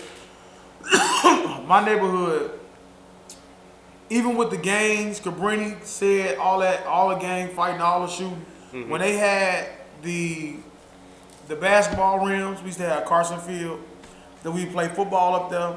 You had what the fuck did we used to call it? When we go hoop at on Division. We used to call it something. We used to go hoop on Division. Yeah, Chester's Pizza Place across from them. You would have gang activity, but you could still be kids. They tore down Carson Field. They tore down the basketball because they put the Dominics there. They put condos over there. They got rid of all of that. And that's when gang banging and this stuff just really skyrocketed. Now, we only had a couple places where we can play baseball. Mm-hmm. At LaSalle, which is a white park. And we had been playing that for years. We never had problems. The police would come, and they would come and take a swing, you know what I'm saying? The locals, and I mean, we were savage-ass kids. I mean, throwing bats and screaming. Like, you should have kicked us out of there. Like, if niggas was doing that shit at a park by me, my kids are playing, I'm going to either say something, or I'm going to have to call the police. I'm sorry. I'm going to call the police. You guys have to go. But you're Karen now, man. I'm gonna be a Karen. You guys have to go. Go get the courtside Karen, man. In my Deshaun voice. But seriously, that's the kind of kids we were. But it was always one officer that would always show up and kick us out of the park. And guess what color that motherfucker was? Always black. A black motherfucker show up with his partner, with his curly ass hair, with his mixed ass, and he would say, yeah, they call the police and no hardball playing. We would say, this is a rubber ball, sir. And he did that from when we were about 18 to 21. We got a little older. Safi became a firefighter. Jamal was a Marine. I was an adult. So at this point, now I've had enough of this officer. A firefighter, a Marine, and an adult. And an adult. Still wasn't, so. Now I'm like, well, who calls, sir? It's not a hard ball. So why are you telling us we have to leave? His response is, you guys gotta go. I'm like, well, you're not answering my question. I'm like, now Hooley is probably the one that kicked it off. What would Hooley be classified as? Hoolie would be the diplomat. Like, he's gonna always find, like, he's gonna say what he gotta say, regardless of the situation. I've seen an officer bend Hoolie fucking arm up like this, and he had enough. He's like, you take this fucking cuffs off, I'm gonna beat your ass. You know what I'm saying? Like that. They threw him in the car. Then his grandma pulled up in the nick of time, and she was like, you pigs, you crackers, get up on my nephew. And I've never seen, Miss Reed was the most holiest woman ever. Never cursed anything. When she put her hands in that cop, she called that cop, put her hands on Hootie, because that's what she called him. She fucking went ballistic. And you know what they did? Ma'am, and let his ass go. And we was standing back. That motherfucker, they twisted Hoolie's ass arm up, threw his ass in the back, and they was like, get the fuck back. And we was just standing there like, no, we ain't the motherfucker pulled out pepper spray and get y'all ass across the street. So we had to bag up, but we wouldn't leave because we didn't know what they was gonna do with them. So we was just standing across the street like this, like just wouldn't move. And we saw Miss Reed driving by, we flagged her ass down, she got out. She got Hoolie up out that motherfucker. They let his ass up so quick and they pulled off. It's like, you out here fucking with these boys. We wasn't doing shit, we just standing in front of the store. You know what I'm saying? Like, yeah, it'd be crazy. But I'm gonna watch American Skin. Yeah, man. Because that's what I think that that's one thing that I think when my kids growing up in the suburbs, they're deprived of those situations. So I wouldn't know how they're probably gonna be, Kimaji will be that black dude and like, well, we didn't do anything. He's gonna be that one. They're gonna be like, and that. oh, you think you tough, little nigga? You know what I'm saying? And then I'm gonna have to be the father that's coming in, experienced. Bernie Mac voice. You know what I'm saying? Like, you think you tough? Hate your black ass. You know what I'm saying? I ain't Black Panther. With the Goldberg's lips. You know what I'm saying? I hate my gums because they black. Man, then you have to pull up and then you have to be aggressive. You like, hey man, you become that father from the movie that, you know what I'm saying, know better but gotta step up. I'm just gonna end it off this. From that movie, I learned that it is unlawful for a police officer to basically arrest you without probable cause. And you can fight for your life. So when people are fighting the police, it's not against the law. So we sitting here, if the police come here right now and try to put us under arrest and we feel like our life is in danger or whatever, we can legally fight the police back. And they can't, you know they're gonna kill us. But they shouldn't be able to kill us because by law, we can fight an illegal arrest if it's not for no reason. And if they don't kill you, they're gonna just say you was resisting arrest. Yeah. So, but by law we can. Yeah. But of course, you know, color of the skin. That law applies to white men. Right. That's why you see all the fucking white men fucking running around with bats and shit. Yeah. Running around the You cops. motherfucker. Chasing, they running it with a motherfucking gun and shit, knowing that they know their rights. Yeah. They're like, this nigga try that, like the motherfucking white dude who killed them 2 people. They killed that damn couple. Motherfuckers like, you pussy. Off on that Yeah, video. I'm like, wow. Savage. You should have kept your fucking mouth shut. Bam, headshot. The woman was a G. She was eating them I was motherfuckers. surprised she was still alive. Boom. Then he walked up on her, hit her in the head. I was eating them motherfuckers twice. A pistol. Then he went and got, I don't know if it was a shotgun or an assault rifle. They said it was an assault rifle. That shit. Motherfucker gave their ass one. Bam. I seen that shit at night. I was sitting there smoking and shit. I'm like, what the fuck is this?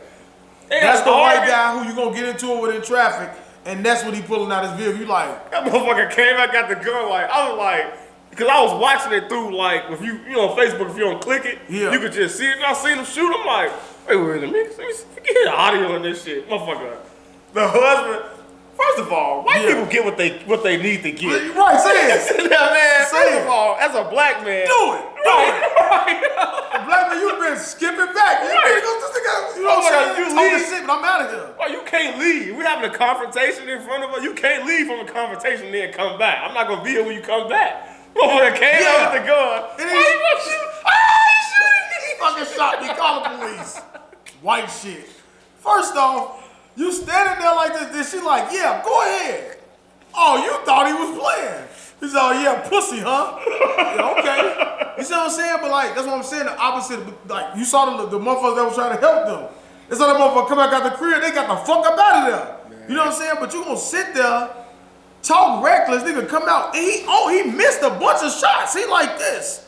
The white motherfucker didn't flinch, he just looking at his ass like, Yeah, I know you just bluffing. He ain't playing with you, man. Yeah, it's crazy. Man, that's what I'm saying. That's the motherfuckers who you gotta watch out for. You know what I'm saying? Because you could be crazy as them, but the consequence is not the same. Just like one of them Capitol rioters. That nigga, he can't get his black ass out. One of them white motherfuckers, I don't care Jamel Hill. I don't care about you posting. I don't feel no sympathy for that nigga. He knew better. He should have had his black ass in there trying to be patriotic, whatever the fuck they want to call it. You know what I'm saying? He should have had his black ass in there. Now he's getting what he deserves. And that white motherfuckers that's doing it are getting excused to take trips out of the motherfucking country. You know what I'm saying? While they're awaiting, you alright? Put that shit down. While they're awaiting trial for fucking storming the Capitol.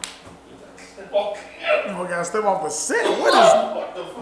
What is this? It's one of yours. Let me see if the same thing happened to me, guys. Shit.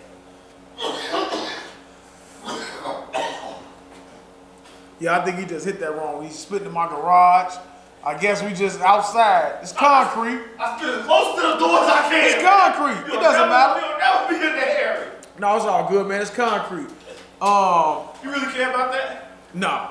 My father, I think he used to get mad when he spit in the garage. You're not supposed to, because you know you walk around on this stuff, you know. But you know, It's I'm a garage. not gonna do that. Should have been like It's moving furniture. It's outside. Move this over a little bit. All right, there we go.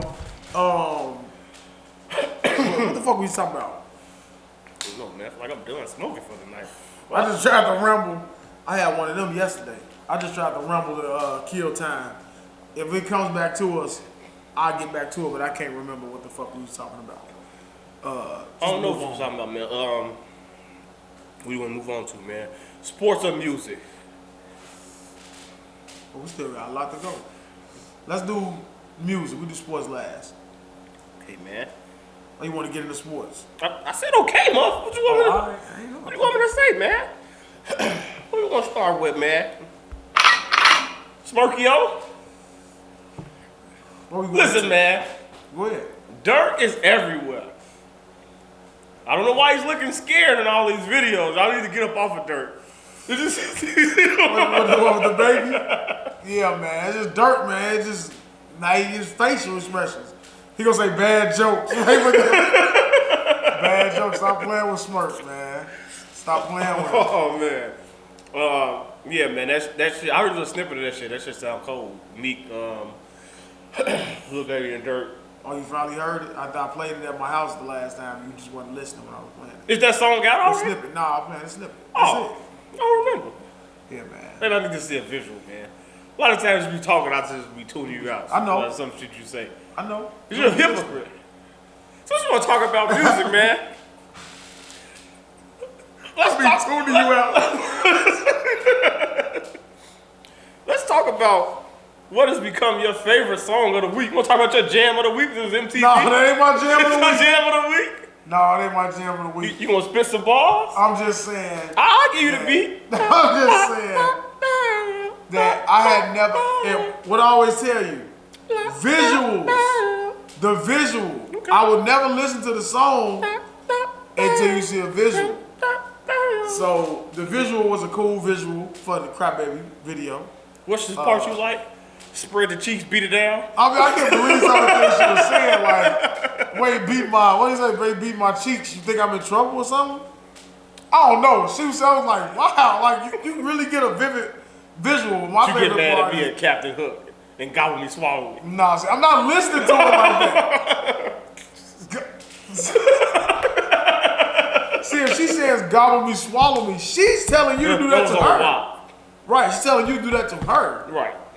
I'm talking about, she's talking about getting them cheeks beat. You know what I'm saying? You like, damn, man. You know what I'm saying? But then she also said, my favorite part is, what you do the little dance to. Was she like, his dad, his friends and his dad hate me. I broke his little heart, he a crybaby. You know what I'm saying? I like that part, because I know that shit, you know niggas, you probably been that guy where you be like, your guy just don't like your bitch because they broke your heart. I'm like, she talking about shit that was gangster. That's what I respect was about mad it. at Bob, I'm man. like, I ain't say she got bars. It's gangster. I'm saying it was some gangster female shit. Cause it's factual.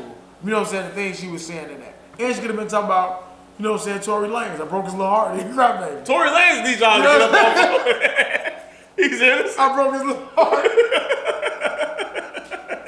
Oh man. You know what I'm saying? It could be. Are you looking forward to him and Chris Brown?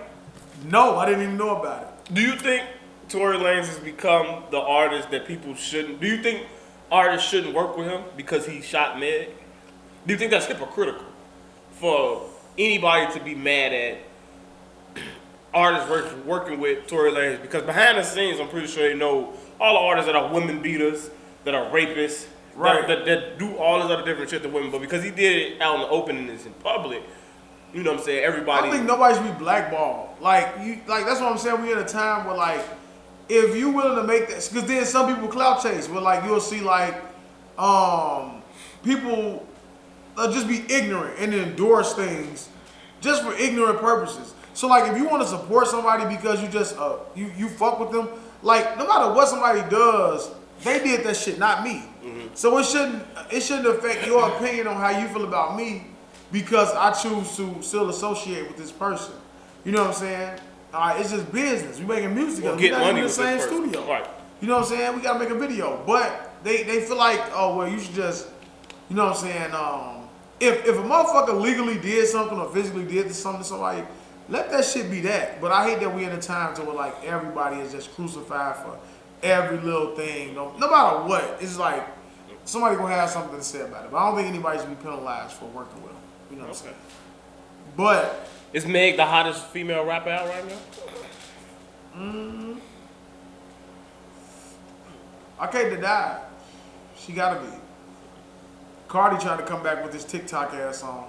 Yeah. Did you like it? You didn't like it? I like the video. I like the visual. Like I would say, I like the visual. Another Jergens, huh?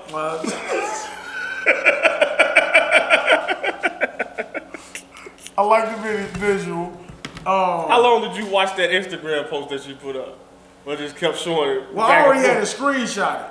But this one was the motion. Yeah, the motion. I didn't stare at it because I'd already seen it in the video and I admired the visual. You know, weird people like on Pornhub when some of these videos come up, they put the videos up. Like all the good parts of the videos, they put it up. Like when Nicki did that song with Dude. Too much time. They put up every scene, like they was like, man, look at how Nicki's titties look in this. So there was like a minute and 30-second video of just Nicki and her boobs on that. Well, I mean that's the perfect site for it. It is. They like to branch out too, man. You can see a lot of things on Pornhub. You do. You like breaking news and shit like. Not anymore because they changed it. They only have like certified videos and stuff now. Yeah, that's gay. Yeah. Hackers. You hackers, man. Y'all fuck up everything, man. Weird shit. Internet. My favorite part of that video though was when she stuck her tongue out and had two other women. There was like a triple tongue kiss. I was like, look how long that tongue is. She has a very long, nice tongue. I think I said it before. You have. But I saw her teeth prior to getting them done, and that would have to be a hard pass. She loved her crooked smile, okay, man? I ain't just talking about the crooked up top. The bottom was like, what the fuck was going on down there? It was mush. It was like, she didn't have full teeth.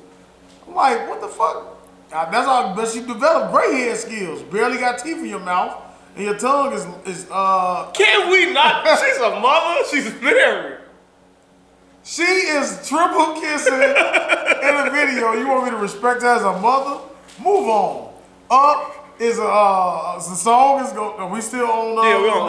Yeah. We on. What was actually who's the hottest? Because you got Meg, you got Mulatto, you got Cardi, you got the City Girls. City Girls take them out of that. You got Tokyo Jets, T.I.'s artists. They're not up there with them. I don't know, man. It's T.I. They're not up there with them. It's Meg. It's like Cardi Rose. And Meg, Cardi, and Mulatto. And I mean, Mulatto, she don't talk about nothing but getting fucking pounded into submission. So, I mean, like I be just like. Did you like her new song Nasty with Rich the Kid? I didn't hear it. I sent it to you. I'm not listening to Rich the Kid unless it's plug walk. I don't want to hear anything else from Rich the Kid. Oh, I didn't know he made that song. I never heard a song of him up until this one. You heard Plug Walk. I heard snippets of it. I never heard the whole You like song. Plug Walk, don't you? Not really. Yeah. That's a nice I'm song. not into drugs or nothing like that. No, I heard it when we was in New Orleans. They was playing it, and I was like, in the lounge. It was nice. Made me a fan of it. But yeah, nah, man. So it's Meg then Cardi. Meg Cardi, yeah, mulatto. Maybe I'm leaving somebody out, but who gives a shit? They all rapping about the same shit. Making great visuals. I say that. Oh, we get back to Dirk, man. Who's continuing his tear? I really feel like this is Dirk's year, and I feel like the industry feel like this is Dirk's year. You gotta be. I feel like everybody want to see him win, especially after what happened with Vaughn. I feel like everybody is just like, you know what I'm saying, really on his side. Everybody been on his side. I don't want to make it seem like the Vaughn thing is what caused that or whatever or nothing like that. But I just feel like it's been Dirk time. It's been Dirk year. And I just hate, like, one of the reasons why I want to do this podcast is because I just feel like Chicago artists, our culture, whatever, and the stuff that we like, it's really ain't got no voice. Like, I listen to the Joe Budden podcast, it's my favorite thing to listen to. And whenever they talk about Dirk, like, they'll try to bring him up, but they're just like, oh, it's good, and just move on. You know what I'm saying? It's like it's dismiss it. You know, it's like been in depth on a terrible ass Roddy Rebel song. Yeah, it's like Roddy Rebel. It just sucks that like the loudest voice in hip hop just always comes from New York. You know what I'm saying? New York it just steals shit from everybody. Like honestly, like they started hip hop, but they just everything else that happened afterward, they just stole everything from everybody else was doing. Like just stole all the swag, all the style. Say that shit next week. You fucking stole a gang culture from everywhere else. Like New York is known for Irish mobsters and shit like that. Like they blood, they Crips, they GDs. Fuck is a Crip beefing with a GD? You like what? The fuck? They don't even go together. Like how the fuck y'all into it? But whatever. It's just like I don't know. It just sucks that New York is like. I want to say it suck. I would just say it suck. Like they're just the mecca of everything, and everything just go through them. And if you not doing things they way conforming to their style, like they don't really fuck with you, and they don't really like the Dirk. Like Dirk put out that "Love You" song. It was a good song with the other girl on there, but it get more mainstream pub and play. You put Kehlani on there, and that's okay. But it's like you shouldn't have to really switch up your shit and change your shit. It's like when you look at Dirk, G Herbo. Even Bibby, I see him on, Polo's like, you just feel like with Chicago people, I don't know if it's just a Chicago thing, like, you just feel like it's just a cap with us, you know what I'm saying? Kanye broke through there, and he went through the roof. Other than him, it's just like everybody else in Chicago is like, they get to a certain level, they should just stop. Like, it just don't go further than that, or whatever, you know, and I don't know. I just feel like this probably could be Dirk here. You got two featurings with, I don't know how you say dude named Nietzsche and West Tut. I've never heard of them. I ain't listening to that. You ain't like it? I listen to Dirk verse. That's what I'm saying. You don't like his verse? Yeah, I always like Dirk verses. Except when he doing too much. He do too much on some of them. Some of them. You know what I'm saying? Not these two. I think these two is he been good. Killing that shit. This guy Daeo, he claims his phone is broken. He's at home. He don't have a charger. Well, it's all the way upstairs. But I'll get to the name. You go to the playlist? I was gonna get the name of the song, man. These badass songs. I thought you were going to that Bow Wow shit. That joke. Oh, we're gonna get the Bow Wow, man. He's back. He's definitely back.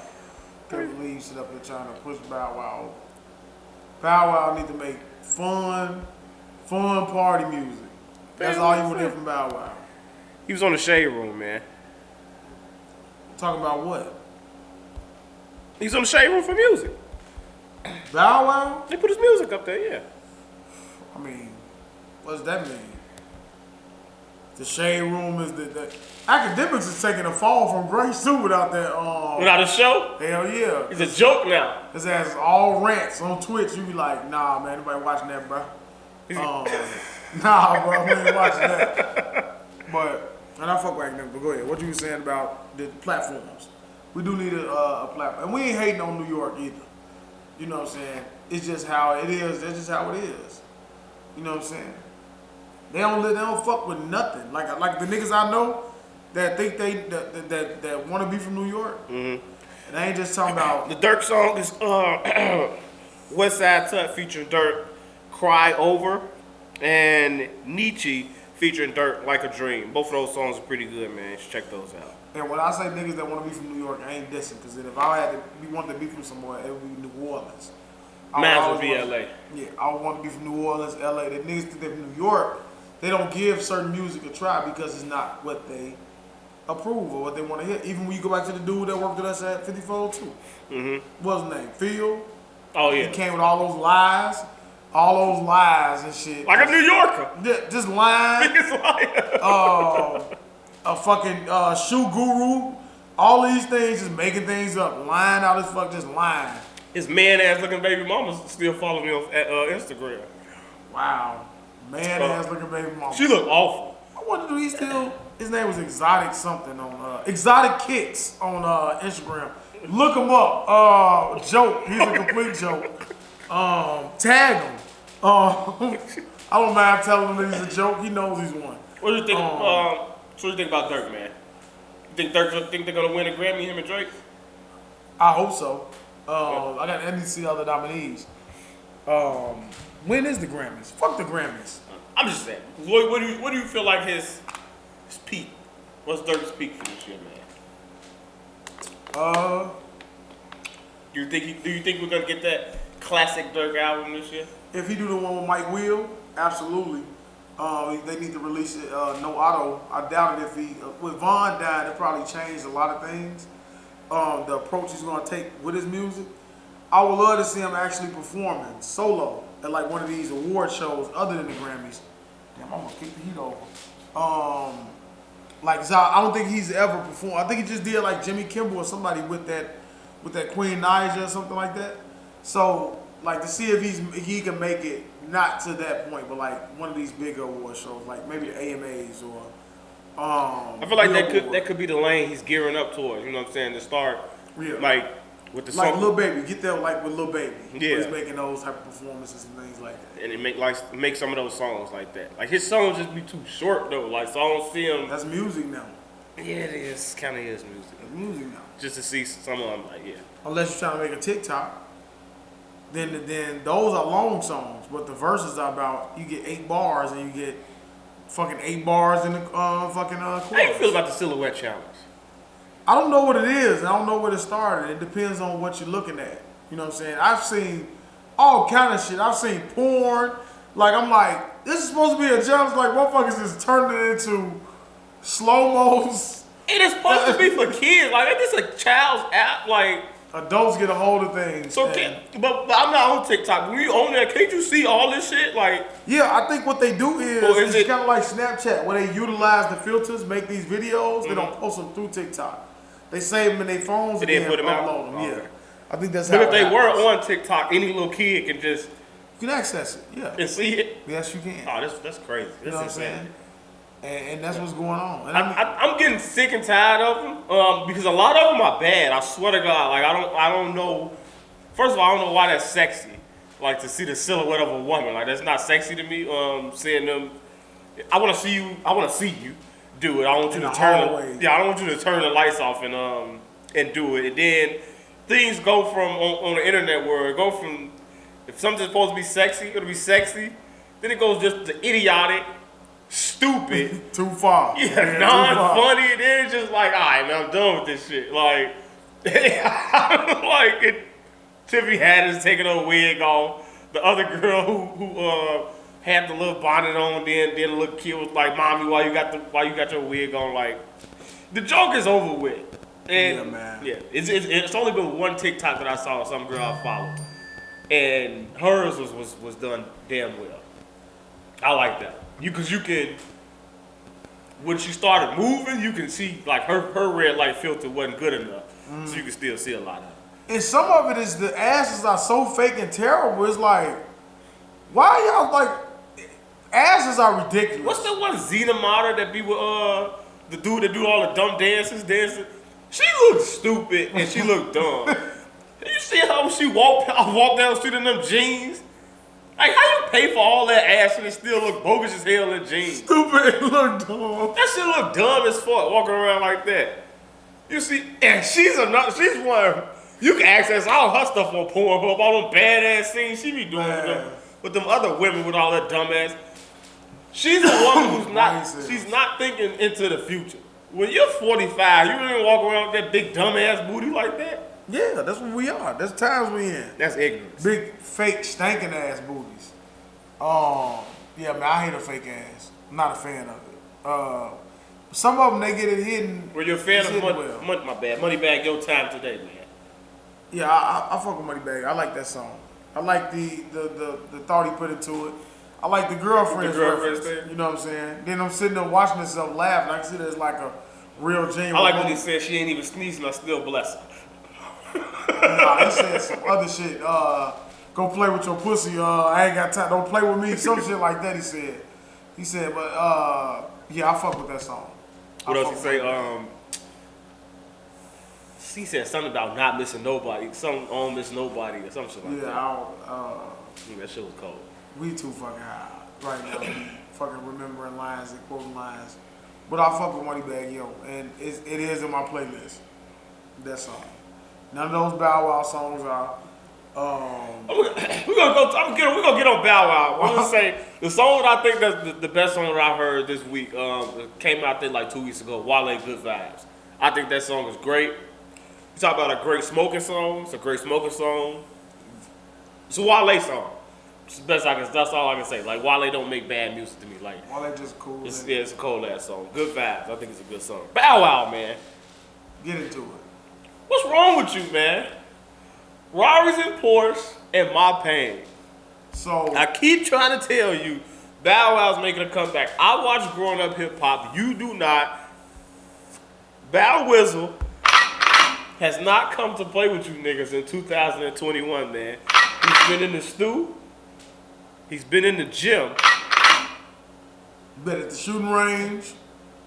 You hear him. He been gang banging. You heard him. He got them niggas that he can call on you. Let me tell you something about Bow Wow.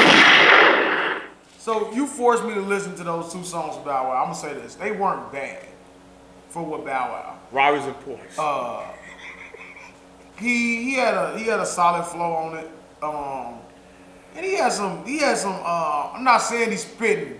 He ain't spitting, but he's delivering his. It's a great delivery. It's a nice song. He makes good music.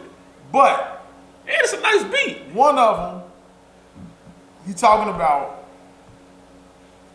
catching bodies. Rari's and Porsche. Putting price on Bow Wow. That's not your lane, bro. See, this is what I'm saying. I'm gonna give you both of them. That's what did it for me. Where I'm like, all right, I can't even get past the things you're saying. I mean, I can't even enjoy your music. Is what you rapping about. You Bow Wow. Stop it. No. That's what Ravy said. Make party music. You just can't give it that rah-rah. That's what I'm saying. Make party music. Music about women. Talk your shit. That's your lane. Mm-hmm. Then, what's the name of the other song? My Pain. My Pain. Right. Another song. I looked at it. I said, now that's his lane. Wait. I listened to him rap, but then he got a visual to it. And once again, I can't even hear his music because I'm looking at him now. He has this funny makeshift fucking beard, like he rubs some fucking some hair growth like Tory Lane shit on top of his head on his face. Then he got the summarized shave head with the braids. I'm just like, look at what you do to yourself, Bow Wow.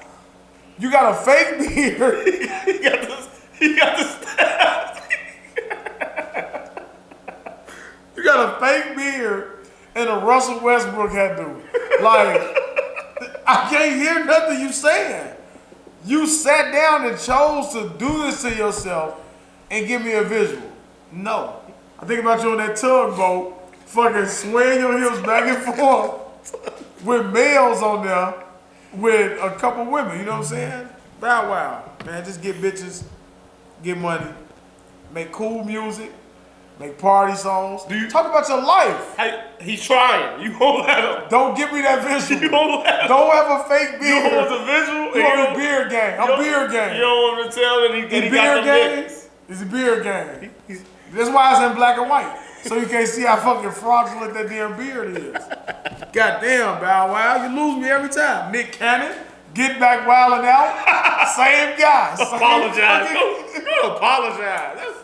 That's the problem, man. Same guy. Watch American Skin, That man. black shit. Watch American Talk Skin. that black shit. Watch You American gonna ultimately conform, nigga. Still ever seen Ball Blocking? Curly head. His favorite line is he walked up on fucking. He walked up on fucking. He walked up on BG and Burger and them.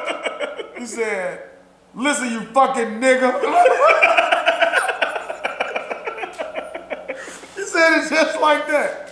We wanted to get his point across. Look, man. When you set your black ass up there, you said your comments, you can sit with Farrakhan, you can sit with all the fuck you want, Nick. When the white motherfuckers told your black ass, time to get on with it, you took your black power ass, you took your fist, you took your chain with your fist, you tucked it in your fucking sweater, you went and you did the old dance for me, nigga. You did it, you got your show back, and I'm damn happy you got your show back so I can watch it. But Would you pick a lane. Be Kaepernick. Everybody wants to ridicule Kaepernick. He still ain't playing. Would you Stand for something. Would you respect him more if in the first couple of episodes he taking shots there? No. They gonna cancel him again. Know his lesson. I bet you he ain't talking nothing. So you don't think he can talk about it? No. Hell no. Kaepernick. Be Kaepernick. It's over with. You ain't getting it back. You apologize. What the fuck? All right, we get a pass. He Nick, drummer boy. You know what I'm saying? I don't lose no respect for you because I know it's gonna happen. Lil Wayne, my favorite artist. So shit, he ain't got respect for You himself. want to talk about that Wayne song that came out? Hell no, because that's clearly an old verse. And that's clearly from the prefix. It's clearly from the prefix. It's clearly from the prefix. There's no way that that's a current Lil Wayne verse. Chief Supreme featuring Lil Wayne? Nah, he doesn't sound like that. He doesn't rap like that. That is an old verse that he gave out of charity. On strength? Charity. Oh, okay. I don't know who this fucking guy is, Chief Supreme. Chief Supreme, man. So woo. What he from? Who is he? What that Snoop? I'm gonna get that motherfucking Snoop gift. I'm gonna keep that shit up like the way you use that. The who? The who? That one. I'm gonna keep fucking. I want to be able to get a visual to why I'm gonna use my laptop and my iPad, and I am so high I'm starting to slur. I'm gonna put it up. So every time you name these terrible ass artists and these people that I have no idea who they are, I'm gonna put that up. Who? Polo G, man. Did you like that song?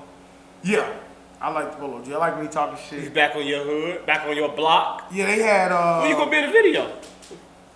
I don't know Polo G. That's your Nah, I'm a little. that's old. your land though. Yeah, I grew up there. Like one of my, I know a couple of people that's in the that was around the video shoot. They were posting the video shoot. No, they were around. They were there. They got a couple photos with them and stuff. Not in, around. I don't think they were in the video. No, for real, man. See, he trying to make me be sound like I'm being funny. No, man. I don't think they were in the video, Okay. but they were around the video. They were there. You know what I'm saying? So like, when you got your guys and y'all real deep, Right. they were there. They were one of the guys. They one of them niggas. He a snake. He a cobra. You know what I'm saying? Couple of the But you wasn't there. They didn't hit your line forever. Nah, I think I had. I know. Like I say, I know his father, his mom. I don't know his mom like that. I may have seen her before. I'm not sure. Definitely know his father. Saw him all the time. We grew up around.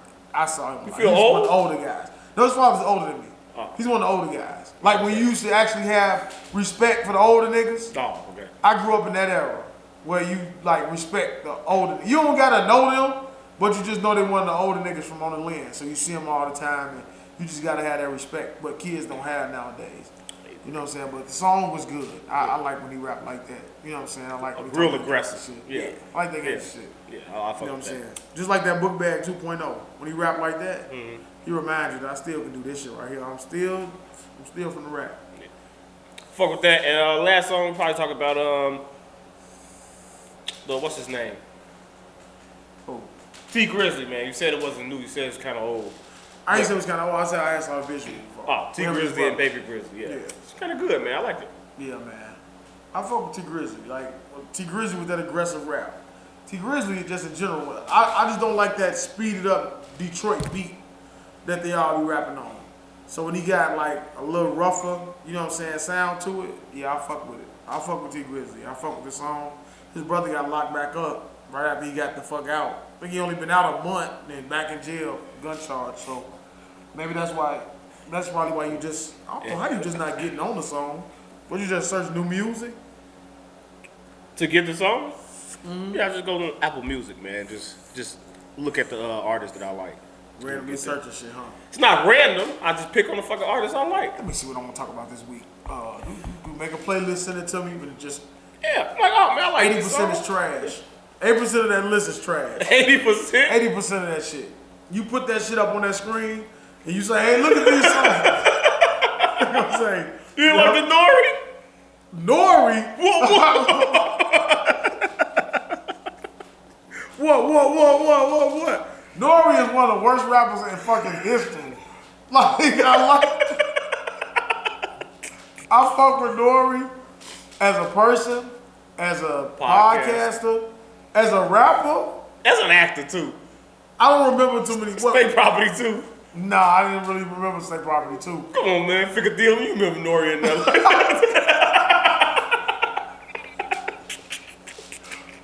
When I think Nori, I keep getting Big Tigger face on my face. Like, I'm thinking the same person. Big Tigger, try too hard, bad acting, not good musically.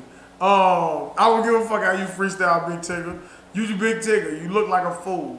And I saw his big foolish ass. I wonder how old Big Tigger is. You can't disrespect Tigger like that, man. He's a legend, man. Wow. A legend of what? BT? How old is Big Tigger? Because he's still dressing like a fucking young man.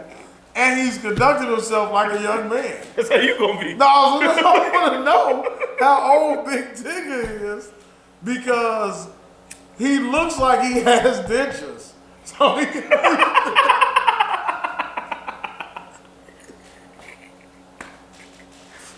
So if he old enough to have dentures, then man, Tigger, and so you gonna have to clean it up, bro. Get your Shannon Sharp on, and you might have to step away from still dressing like you in the basement. Oh shit! You know what I'm saying? It ain't adding up. I don't even know what the fuck I was talking about to get the Big Tigger, but I have no idea neither, man. This is the rant. What the fuck was we talking about?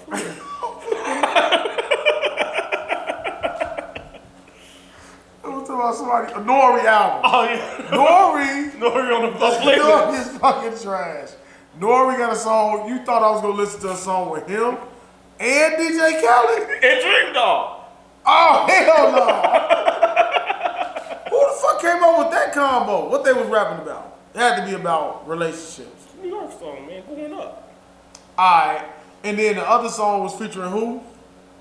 Method Man of God, man, and Conway. Oh, they got a song together? Yeah, out of line. Oh, I would love to ask E how you feel about that song. Line. I didn't listen to it. I don't care that it's Method Man. I see him more as like an actor now. Just like yeah, he ain't too that good. The couple of songs I got in the playlist, he ain't that good. You better stop playing. He gonna tell you that's the God MC. He used to be. He ain't that good now, man. He ain't that good now. I think he still can put words together. The Kid Lee and Quavo song, man, Champion. You remember that? Kid Lee, Quavo, Champion. No, definitely ain't hear that. Champagne, not Champion, Champagne. No, I ain't hear that. Kid Lee featuring Quavo, Champagne. I guarantee you that's gonna be a song that everybody listens to. Remember I said? I remember. It won't be something I'm playing, but I keep an eye out for a visual. Kid Lee. It's fighting for sports, man. Are you excited? What's the bull? You got the Bulls. You know who's coming home? Candace Parker? Yeah, man. What is this on a 2-year deal? Because it's about time for us to retire, ain't it? Oh, fucking God, man. Like, how old is Candace Parker? I don't care how old Candace Parker is. She's coming back to Chicago. She on her last leg? No, she's not on her last leg, actually. They just won a championship like 2 years ago. Did she win the MVP too? Mm-hmm. It ain't that hard to win MVP in WNBA. Disrespect.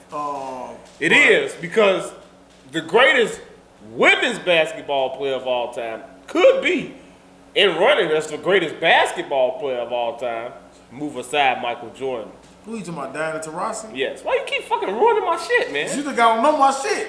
I'm throwing it out there because you think I don't know women's basketball. I've been in love and had a crush on Diana Taurasi since I seen her at UConn. You think she cute? I do. Okay.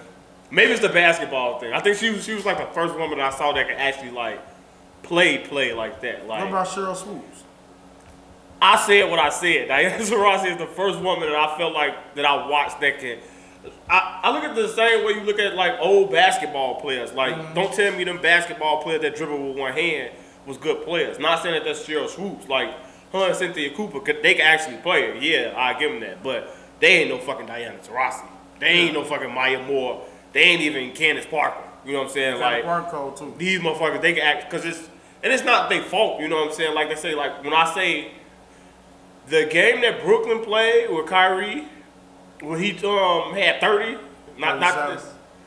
Man, who the fuck was they playing? Was the Clippers? I think. Yeah, they playing the Clippers. When I text you, he was lighting their ass up. I watched the highlights. That if you watch that game, that's why I say he's better than Allen Iverson in terms of finishing around the rim. Oh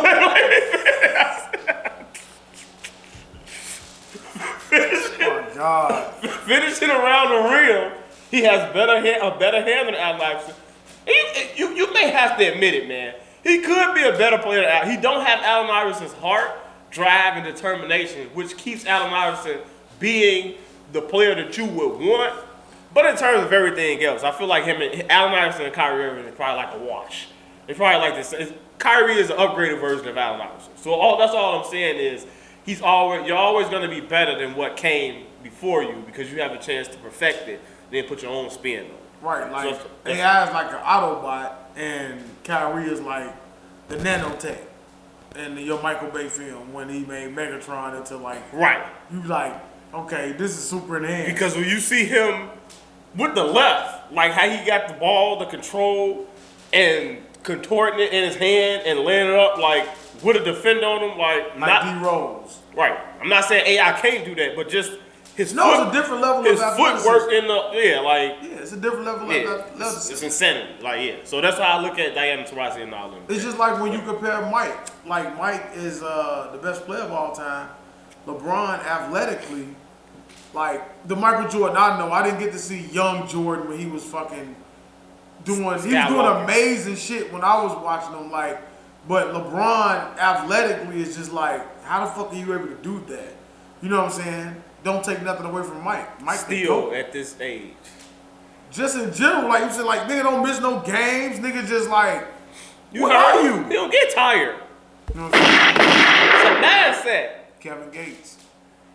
LeBron James, not Kevin Gay. Kevin Gay is the one that said. No, you see Kevin. You see what's going on? Like, did you remember that video? You heard him say you'll fly your bitch out. Yeah. Eat a booty hole and all kind of shit. Yeah, that's weird, man. You sit on that porch with that dude all in his personal space like that, man. It's just weird stuff that goes on, man. But change them. Yeah, man. I'm happy Candace Parker's coming back. I'm happy Diana Taurasi's there. Oh, she in Chicago too? No, Diana Taurasi's staying in Phoenix. I'm just saying, I'm happy she came back to the WNBA. Got nothing to do with Candace Parker. You want to bring up your crush? My two, yeah. My two crushes in the WNBA. And did you see Candace Parker used to be a crush till I saw her damn husband. She was dating that damn weak ass player. Yeah, I'm like, why would you date him? Why he looked ugly as fuck too? Impregnated him. So right. I didn't say quick. Shut up. Guess what? Oh, guess what though? Shows you that, you know, she is a heart. She's a great woman. You know what I'm saying? She seems like she's like a great mom, great person. Mm-hmm. I've always thought, you know, I've never met a famous person. I keep telling myself this year I'm gonna meet somebody famous. And you know, the Sky Play right down there, the pavilion and shit. I'm like, you think it's easy to like just get spiffy and maybe bump into one of them after the game or something like that? To pick them up? Or to get an autograph? Just try to hook up with them. No, you ain't hooking up. You get an autograph.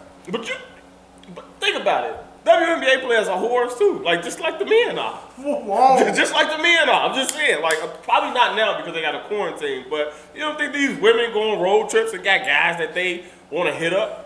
Why can't be that? That's what I'm saying. You could have been, yeah, maybe. I can be. You can be. Thank Absolutely. you. Candace Parker is going to commit adultery. That's what you're saying? She's not still married. She's single. She's a single woman. That's what I'm saying, man. Oh, okay. How old is she? Probably about, what, 32? Around our age. I just got to go to Whole Foods and places like that. That's where they shop at. How would you approach Candace Parker? Tall as fuck. How you approach her? I'd ignore her. You a tall glass of water? No, I wouldn't ignore her. I'd ignore her. All right. I treat her like a normal person. You gonna speak? Yeah, I speak. Then you're not ignoring her. I'd be like, hey, how you doing?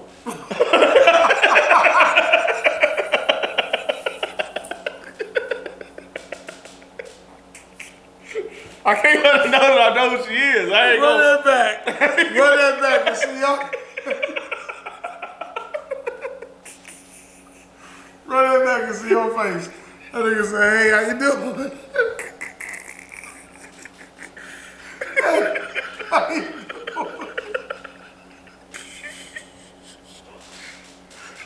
I just picture her looking back saying, hi. Like, fuck is he speaking to me for? Hi, how you doing? This fucking guy is so nervous. This fucking guy is so nervous. He's fucking doesn't know what to say. Why are you doing?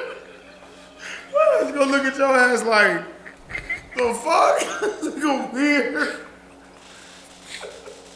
Show me all his teeth.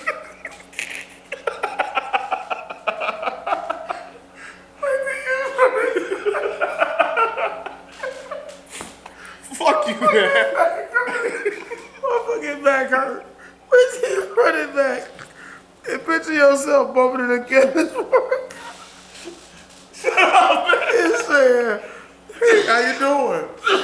Oh, man. Woo, this is a great episode. This is a good laugh. I don't give a fuck how it turned out. This is good times, man. We 2 hours in, and I don't give a fuck. We are rolling, goddammit. God damn, this shit is classic. I don't give a fuck. If nothing happens at the end of the day, this is classic footage that you can always go back to and have a good time with. Oh, shit. All right. But you could turn out to be a certified lover boy for Candace Parker. Right. Can you imagine me walking up to her with the heart in the head? And she seeing me? Just saying, hey, how you doing? How you doing? This motherfucker think you slouch along?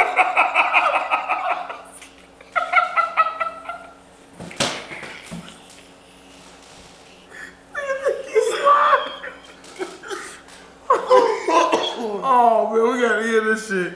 We gotta hear this shit, man. It's too much. This shit is becoming unbearable. This nigga is acting, this nigga believe this shit so he can walk up and have his approach. Oh man. But how is the Sky? What kind of team do they have? Are they any good? Have they ever won? We never won, have we? Came close, man. We had, I think it was Sylvia Fowles, the black girl. No, I don't know these motherfuckers. Fuck y'all if y'all get mad at how I describe her, but the tall, dark black girl. She was a beast on the boards. Then we had that white girl, but she left. She went back. She's a power. Della Don. The black girl was a power forward, wasn't she? Yeah. Oh yeah, I remember her. Then we had Della Don, but she went back to her home state. What about the big tall motherfucker that can dunk? Brittany Griner? The dyke. Yeah. She played with Diane Taurasi. Unless I'm mistaken. I think maybe she got traded, but she used to play with her. Anybody else can dunk, or is she still the only one? Candace Parker can dunk too, right? Just them two. Catch on a fast break. It's some high schooler that's catching oops. She a girl. I don't know who the fuck she is. That's what I want to see. I'm tired of seeing that Lisa Leslie ass dunk. Yeah, nah, old girl, she was running down the court. She just threw that bitch back. And she just caught that motherfucker like this. And boom, that bitch. I'm going to look that up. I would love to watch. Yeah. My fucking wrist. The fuck? I would love to watch some females with hops. I think that's what needs to come. Do you think that would turn people off of the WNBA or turn people on? Turn people on. It would be something that you haven't seen before, and it's something that would, I would watch it. Would it have to be more women than her, or would you think Because I seen a documentary about it, and they said a lot of women actually can dunk, but they don't because when the WNBA, when women's basketball first came into existence, they used to always tell them like that's not woman-like to dunk. See, that's so they used to make them not dunk, and they used to have them just play below the rim because it was viewed as not woman-like to dunk. That's fucked up if somebody told a woman that like limit your skill set because it's not ladylike. Yeah. Like I would be totally offended. Yeah. Like if you told me something like that as a female, and then I would make it my business to prove you wrong. Like I like to see, and I mean I know it's a man's sport. I know a lot of men wouldn't agree with me when you see like some of these stories and you got like the female athlete like on the football team, she's the kicker or she's whatever. You just like it's amazing. Like remember back a couple years ago when you had the Little League World Series and you had the female pitcher? That was amazing. Like I want to know where she is now. You know what I'm saying? Like I don't know if it's because I don't even think it's because I have daughters. I think it's just like your girl dad said. No, I don't think so though. I just think just seeing those things, you like it's amazing to see a girl throwing that fast and just dominating an actual game like that. You know what I'm saying? And it can be revolutionary. It's just something different. You know what I'm saying? I wouldn't mind. Maybe in 5-6 years when that young woman gets to the pros, maybe she'll beat us. So she in high school dunking like that? High school. Catching oops. Yeah, I don't know if she's gonna make it that far with that. Them knees might not be. Them knees ain't as strong. You can't say that you being sexist. Unless she a track star. Unless she uses them. I'm just saying like, This is why America. I'm talking about like you didn't let me finish like do track and stuff like that. You know what I'm saying? Put them to use, get them real strong, build them up. You gotta run. That's how men get their knees strong, run track. Can't clean that one up, buddy. Well, I mean, like, all right, man. Candace Parker finally back home. Hopefully, you know. How do you feel about LeBron kicking that woman out, man? I know we're a couple of days late on it, but somebody told me it was February 1st, beginning of Black History Month. LeBron kicking a white woman out of the stadium. Yeah, I mean, I saw it. I didn't really listen to any of the audio. I read the little quote when he was like, he thought it was a, what he was saying, he thought it was a what? You hear that? Mm-hmm. He thought it was a father-daughter. Then she was saying husband or something. He was like, what the heck? Like, okay, you know what I'm saying? I don't know what they were all yelling about. I'm glad he kicked her ass out. Do you really think he told her, shut up, bitch? Did he say he said that? Or that's what she's saying. She was saying that he said, shut up, bitch. So what? He should have told her, shut up, bitch. What did she say? What did she say to make him say that to her? If he did say that. So I'm pretty sure she said some really, I don't even want to say racial. You know what I'm saying? Borderline. I'll guarantee it. And like. Do you think all is fair?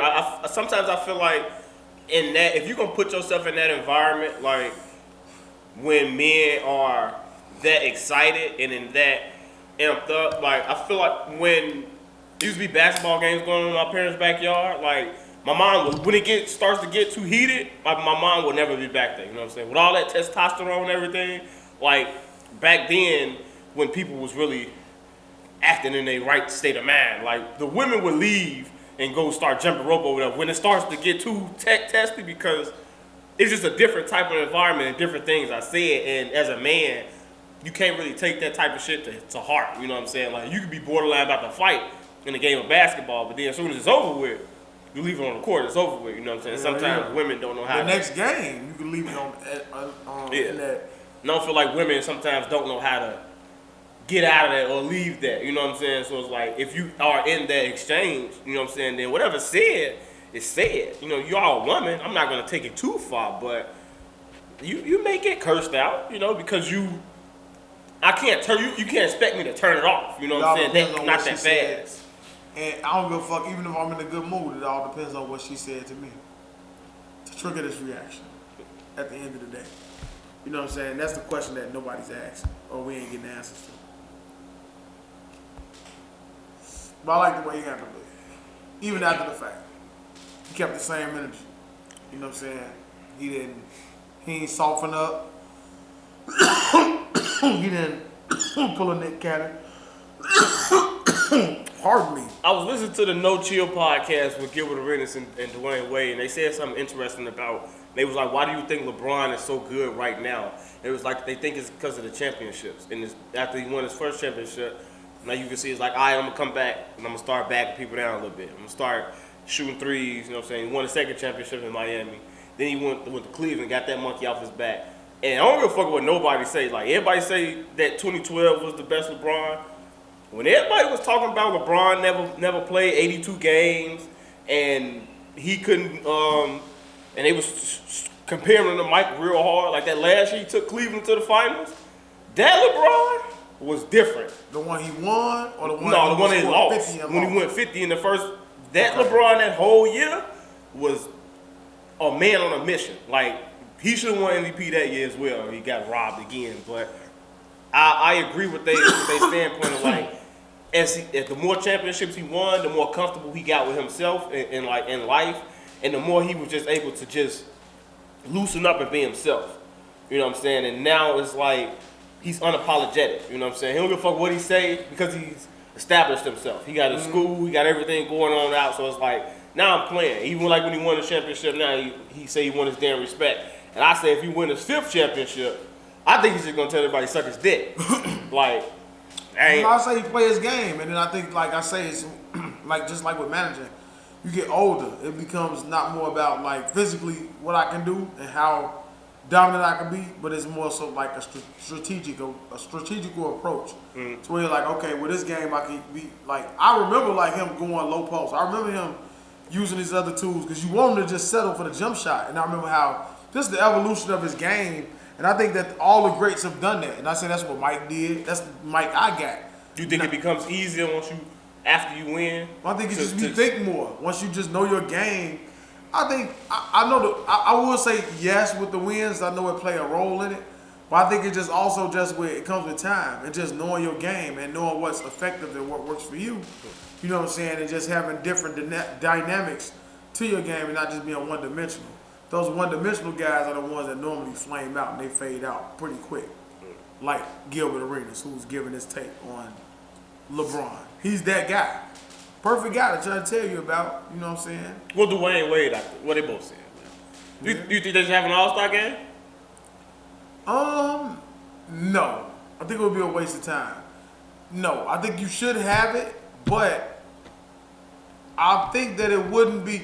See, with the NBA being compared and getting so much bad press because it is, well, I mean, you know that negative press that they get for being heavily dominated in with black players and supporting Black Lives Matter movements and just their agenda and how the players have taken more ownership when it comes to that entire situation. Like the finals, Trump was bringing it up saying, trying to take credit for NBA having such low numbers because of their stance with their political views and stuff like that. You know what I'm saying? So like, I think that I would say no to All-Star game just because of that, because you already kind of see that it's trending down. Plus the game is not as enjoyable for a lot of people, for most people. Well, I know people like me. Like I really don't enjoy it. Hoolie's a big fan. He finds it hard to enjoy. The All-Star game wouldn't be the same. It would just be like who can shoot the furthest. I still can't see any competitiveness into it. You know what I'm saying? In terms of the hypocriticalness of having these players locked in their room and then you want to bring them all together at an All-Star game. Yeah, nah, that makes no sense. So they in a bubble right now? Nah, they're not in a bubble. But they said like, why would you don't want us to talk to each other, you don't want us to congregate, but then you want us to have an All-Star game where it's hella people, hella press, hella everything. No fans. Right, so it was like, but it's going to be in Atlanta. They put it in Atlanta because fans can come to Atlanta. Because Atlanta is open. So you can get away with it in Atlanta. I don't know. Right, they probably do like half capacity or something like that. Yeah. Maybe 5,000 or 10,000 or something. That's the question. Ain't the Super Bowl going to have? The Super Bowl should have like some type of capacity. 25% or something, I think. Yeah, and they hold like 80,000, so there's about like 25,000 fans, I think. I think it's kind of stupid. I think it's like counterproductive. Like, why would you want them? And then it's like, what if an outbreak happened? You literally got all your best players from every fucking team could potentially be out for 14 days. Like, yeah. And I think this season is kind of, it's fun to watch, but it's also hard to watch because you never know who's really going to play. You never know why they out. Like, Jimmy Butler was out for 3 weeks. and the Miami Heat record is trash. Like, Yeah. Luke and them been fucked up because of COVID. The Washington Wizards missed like 3 weeks of basketball because of COVID. Like, Kevin Durant had to be pulled out and of a game because of COVID. So it's like this is gonna be a tough season, and I'm interested to see like just how the playoffs gonna shake out. Like Brooklyn, if they don't start winning, they may fuck around and be like a 6-7 seed. That's how it happened. I It's saw. like, When I saw Van Fleet score 54, I was just like, I can't watch this. I know how it happened. How many threes he hit that game? 9 at least? something like that, I think so. Yeah. I didn't even watch nothing. And you could just guess his stat line. Yeah. You know what I'm saying? Nah, I can't watch it. It'd be tough. I'm glad. Damn, that motherfucker gonna fall the next time. You see Charles Barkley say y'all was playing his dumbass basketball? You say what? This, they was talking about I think it was the Golden State game. They couldn't, and people that couldn't shoot threes were shooting. He was like, man, y'all dumb. He was like, all y'all do is shoot. If it go in, y'all win. If it don't go in, y'all lose. He was like, y'all sitting here wanting to watch this basketball, this dumbass basketball. See? That's what I'm saying, man. It's hard to watch. It's a hard watch. It's D'Antoni, and I blame him for all that shit. Yeah. You know what I'm saying? But I think I agree. I think All-Star game should not be played. I think it's stupid. yeah, And, no All-Star game. And a lot of people, a lot of the owners are saying, well, we're worried about the people who won't be in the bubble.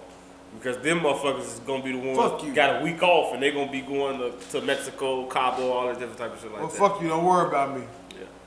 You know what I'm saying? Yeah, man. Daeo's tired, man. We're going to get out of here, man. Hey, man. My ass is whipped. And this, we're about, 5-6 blunts in? Couple brews. We didn't even talk about Lil Uzi First Diamond, man. We maybe talk about leave that for next week, man. Yeah, we can talk about Vision. WandaVision, forgot about that. Talk about that next week. Get another episode. I'm intrigued. Yeah. I am intrigued on what's going on. I don't know. I don't know how Vision is using his powers. He's supposed to be dead. I don't know how that's going on or whatever. But maybe it's not really I dead. think she resurrected him. But when she looked at him, he was still dead. Right. You know what I'm But saying? then we just seen in the thing that his body was all fucked up and everything, and not dead. But I don't know, man. I'm like, damn. Yeah, we got to go in depth. Yeah, I like where it's going with this and other guy. Yeah. Well, it depends. It depends on how it happens with the Super Bowl. Maybe we end up watching Super Bowl. Maybe we could do a pod, a quick turnaround. You know, you never know. What else we didn't get? So Lil Uzi, WandaVision. What? I said maybe if we watch the Super Bowl tomorrow, we could probably do a quick turnaround. Sure, man. Podcast. Sure, man. Talk about Tom and Jerry, the movie that's coming out. She excited about that shit. I hate Tom and Jerry. Fucking trash. Really? Overrated as fuck. Top? One of the most overrated cartoons ever. Tom and Jerry. It's fucking trash. Are you fucking kidding me right now? Yes. Did you see the Tom and Jerry movie? I saw a preview for it. No, not the new one coming out, the old one. When it was all animated, when they was talking. Probably have. When they was talking. Yeah, you watched a whole bunch of shit with no talking. Except for trombone. Yeah. It's the best one. It's the best one.